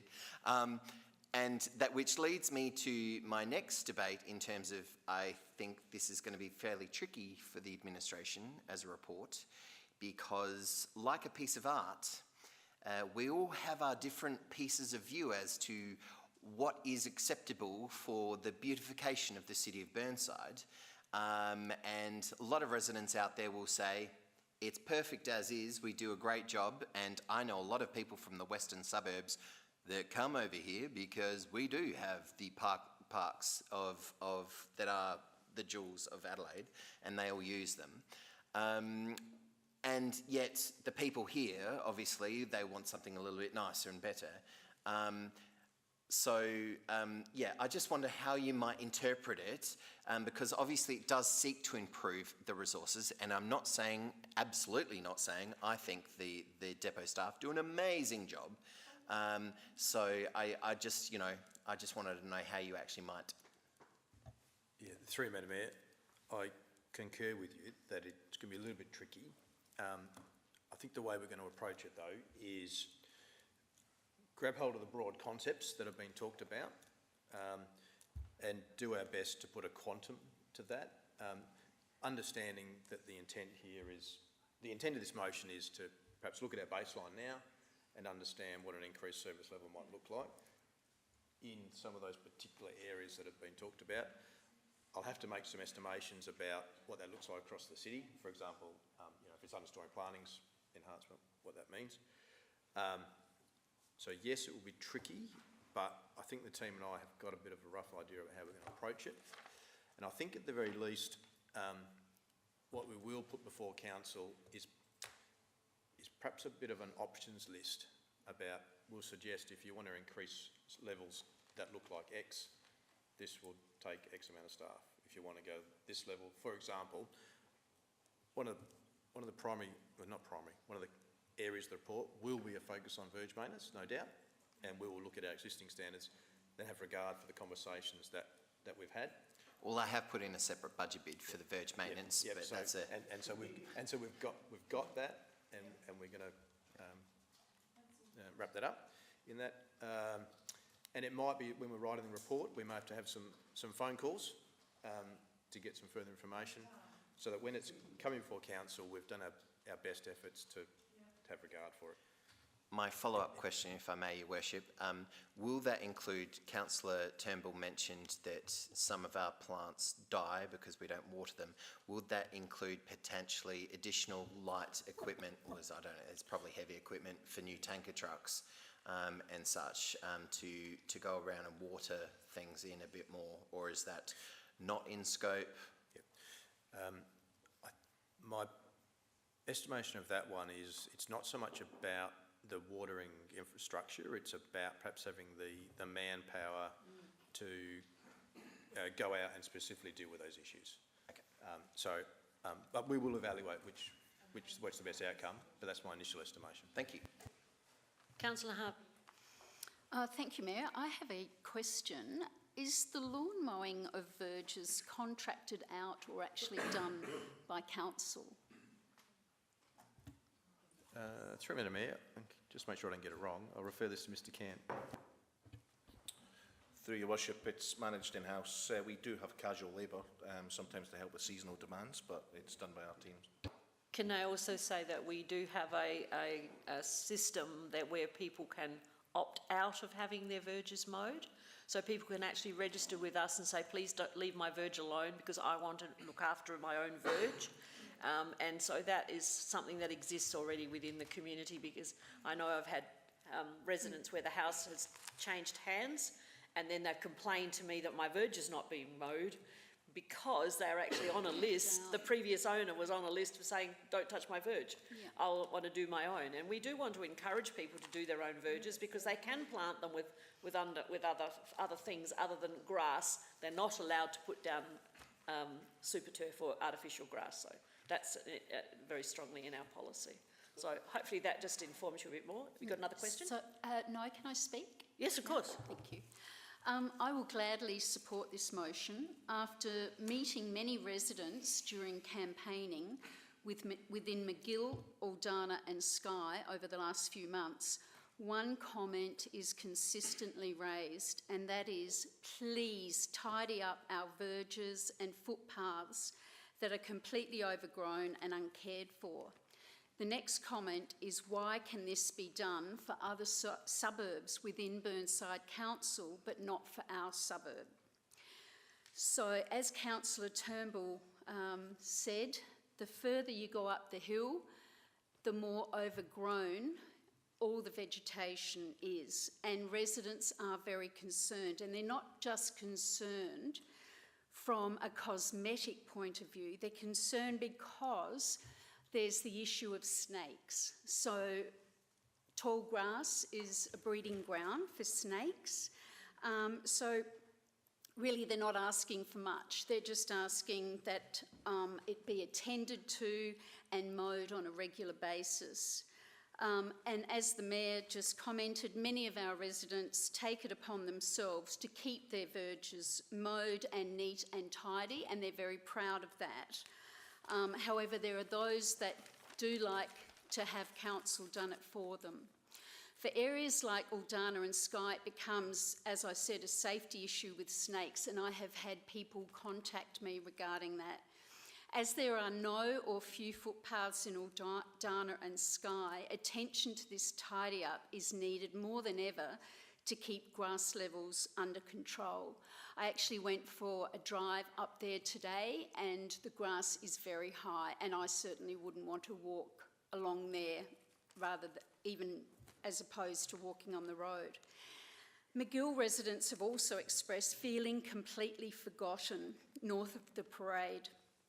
For example, along Cutherroe Terrace, there has been wonderful planting of shrubs, however, it is neglected, overgrown, and is very unruly, and once again, tall, long grass.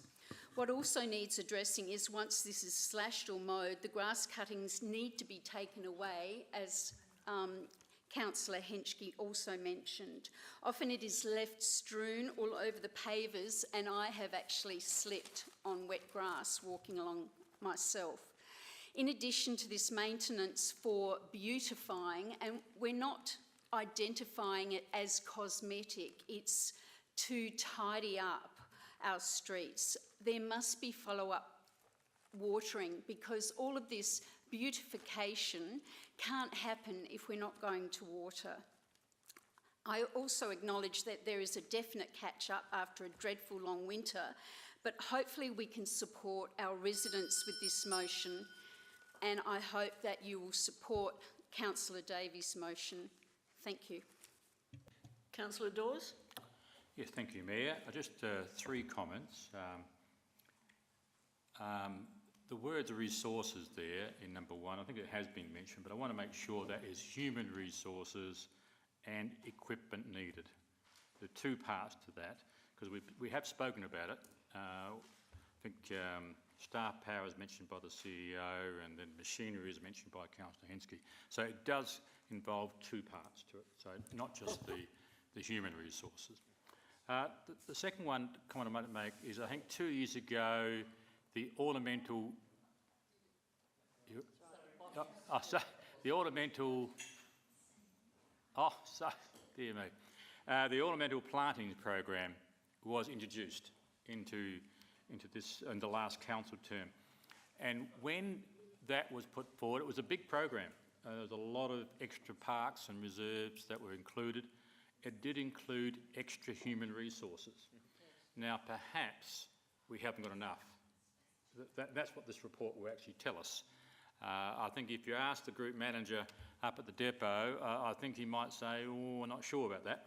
But I think that's a very, very good reason to have the report. The third comment is service levels. I do remember, and this might be a bit of a question for the CEO, that in our first year of the previous term, we did got my false tooth again, we did discuss the service levels at a workshop. Yes. And we made some tough calls. I remember Councillor Cornish was there as well.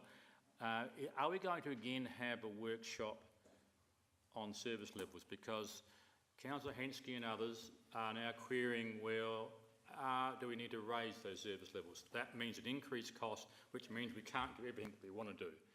But priorities are the key here. So that's I end up with a question, and I'll pass it back to the CEO. Thank you, Madam Mayor. Acknowledging that time is of the essence with this one, in that we'll need to put a budget together to go for consultation kind of May. It may not be a workshop, but Council will definitely need to have time to discuss and explore this matter in whatever forum we decide it's opportune to do it in.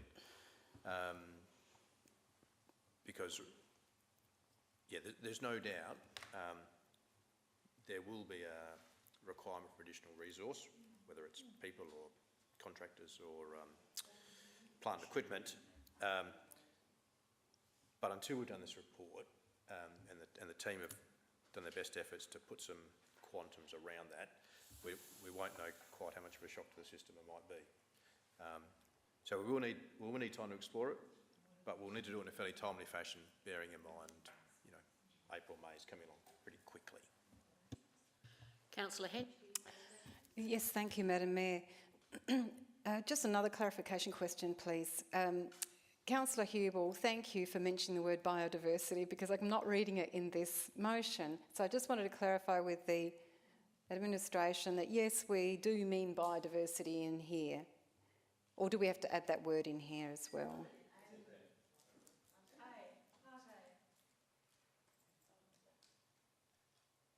Biodiversity? Oh, right. So I'm looking at my original. Yes, I'm not looking at the screen. I'm looking at, yes, thank you very much for pointing it out. I was focused on my original agenda. Thank you. So that's answered that question. Thank you. Now, can I speak? I wish to speak now. On that topic of biodiversity, I've had residents say to me who have, you know, Canadian or, you know, been from other countries and they moved to Adelaide, oh, where are the native grasses in your verges? And I'll point out, oh, look, there's a bit of kangaroo grass on Stewart Road. I've seen that, you know. So we're encouraging people to plant these native grasses in their verges and so forth. That's great. But, you know, there's a lot. I would love this report to expand on that whole topic, because we have got unbelievably, you cannot believe this, but in Victoria Park, across the road from Burnside, there is a patch of grass that's 180 years old, and it is habitat for a very rare butterfly known as the checkered copper butterfly. Did you know? It's fenced off, etc. Yes, Councillor Wilkins knows about it. And wouldn't it be marvellous if we could have a report to expand or help these butterflies flourish further into our wards, because we just happen to be next door within 20 metres of this amazing patch of grass that survived European settlement, which is incredible, and add value to that and help more biodiversity and relate it to the natural species in the area and these amazing butterflies which rely on ants, which is incredible, to feed the butterfly larva. It's just fascinating.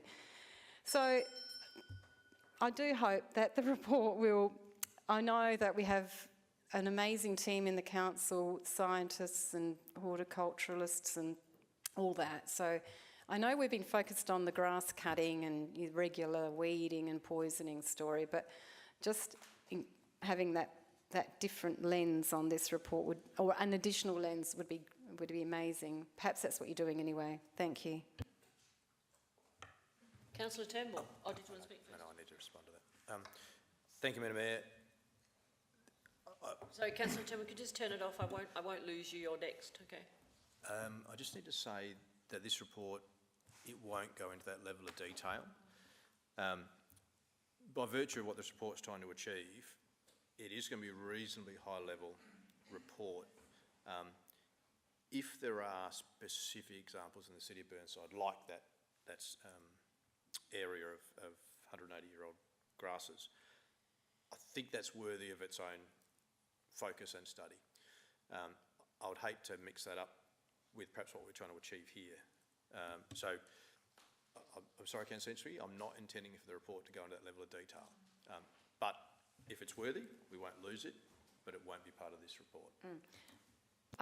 I understand the constraint, but when we're talking about biodiversity plantings, I would have assumed that we would have plantings that would relate to the indigenous species of the area, etc. That's the focus. Yep. Through Madam Mayor, I'm not disagreeing with you. But this report is not designed to do that.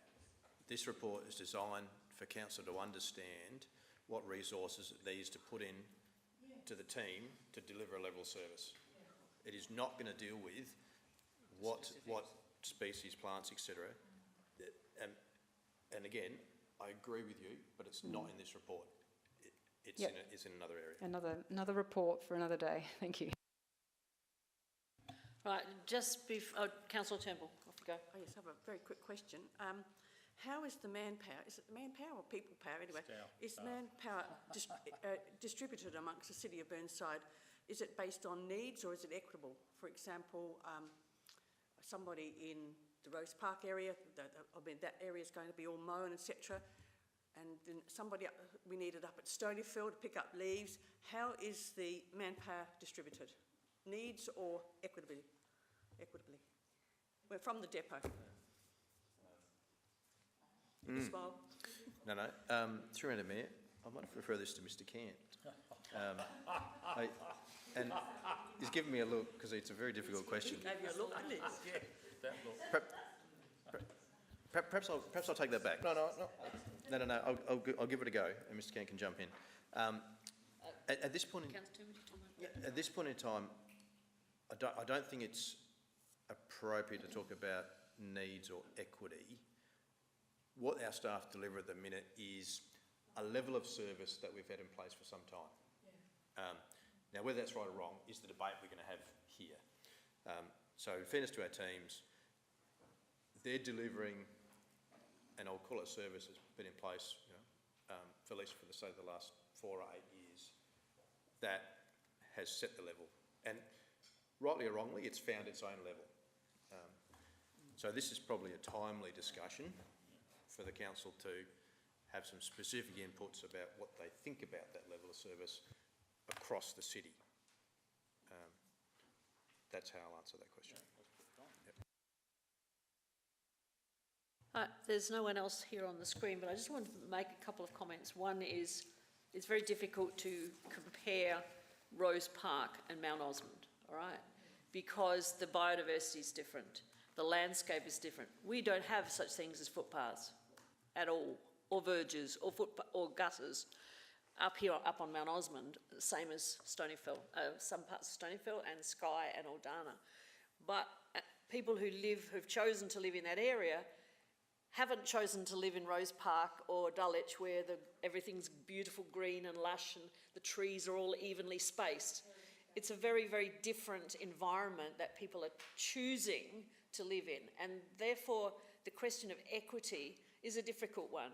I certainly think that the areas in the hills are very well supported from fire protection and fire hazard removal.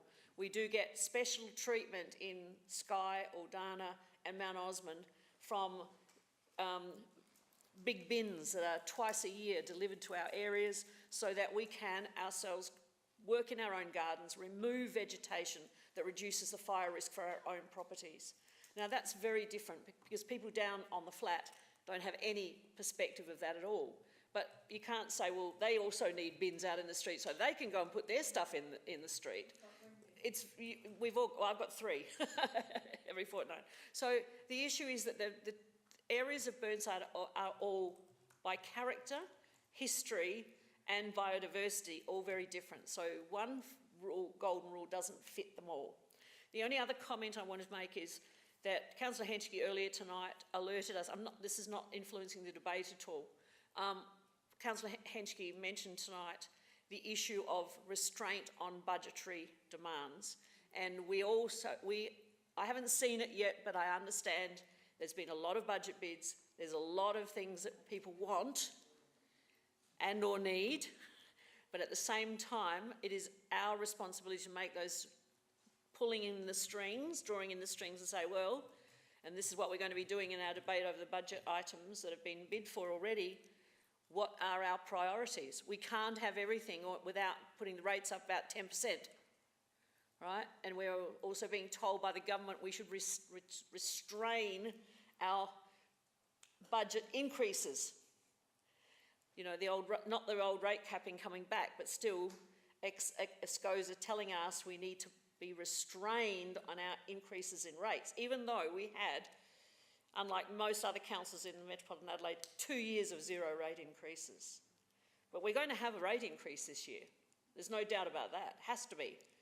Otherwise, you say no to every job that you've even thought about bidding for already. All right. And so all I'm saying is when we actually get to debate this and discuss this, it's all wonderful.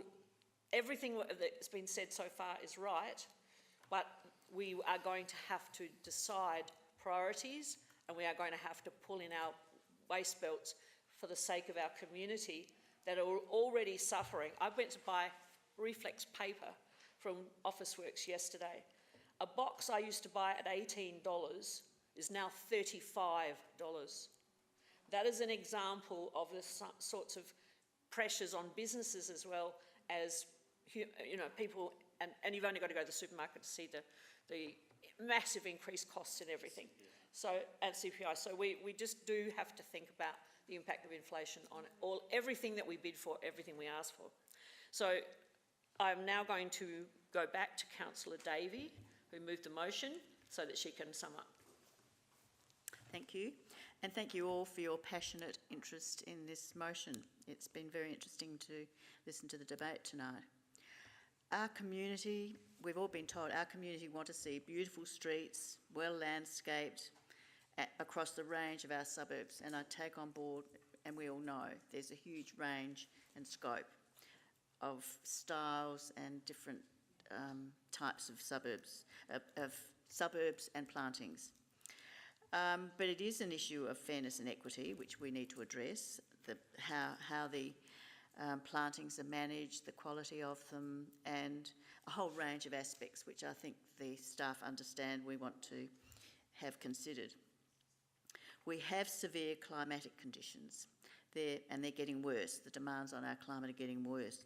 We have increasingly drying winds across our suburbs and a range of seasonal influences which make maintenance of our streetscapes and parks very challenging. And along with urban warming, we have our increased canopy loss, our increased development, and our increased areas of grey paving.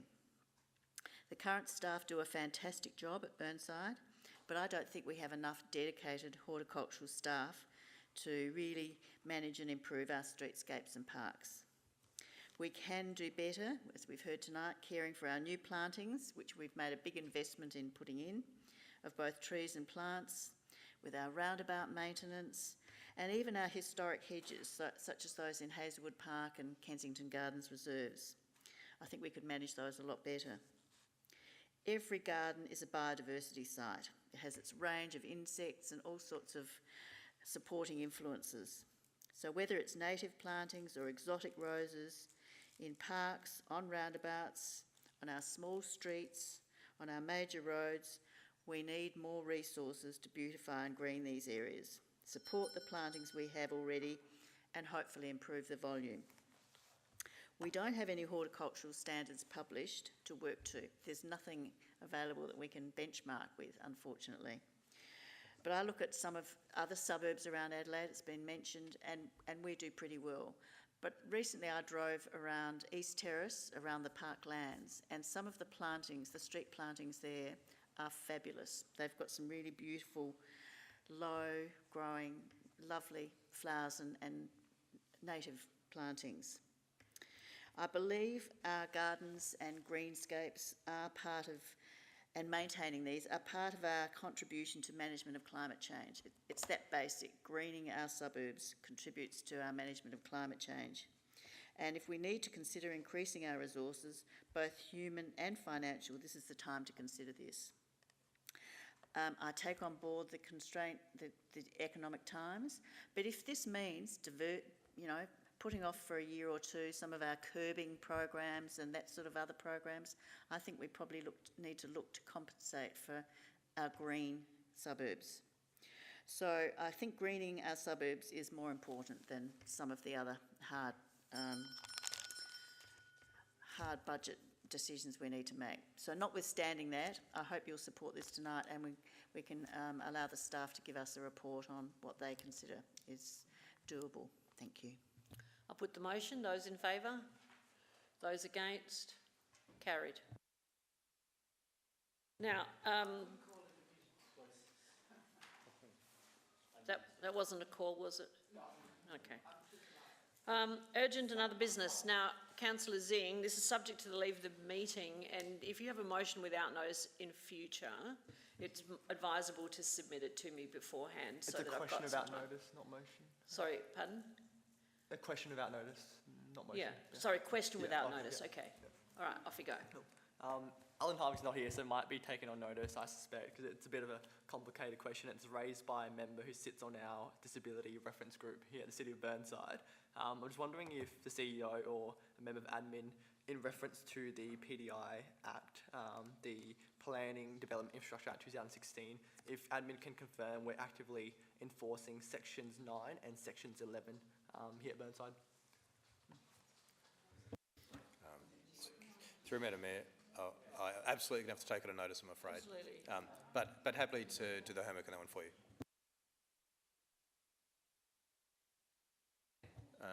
I'll paraphrase. Is the City of Burnside complying with sections 9 and 11 of the PDI Act? And so I just need to take that on notice because I don't have those sections of the Act at hand. That's kind of like a question on, from the public question time kind of question that you've raised at the end. No problem with you raising it, but it's not something that we can give an instant, an immediate answer on. All right, I'm going to suggest now that we have a break for 10 minutes.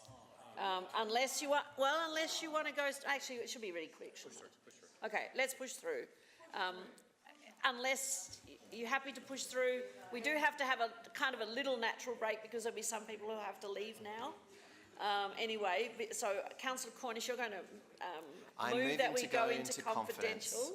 And you don't need to read it out. Thank you. Thank you. All right. I'll second. And Councillor Dawes has seconded it. Thank you, staff who have come tonight, and particularly again farewell and thank you to Ms Kennedy. Bye, Michelle. Sorry? Oh, yes.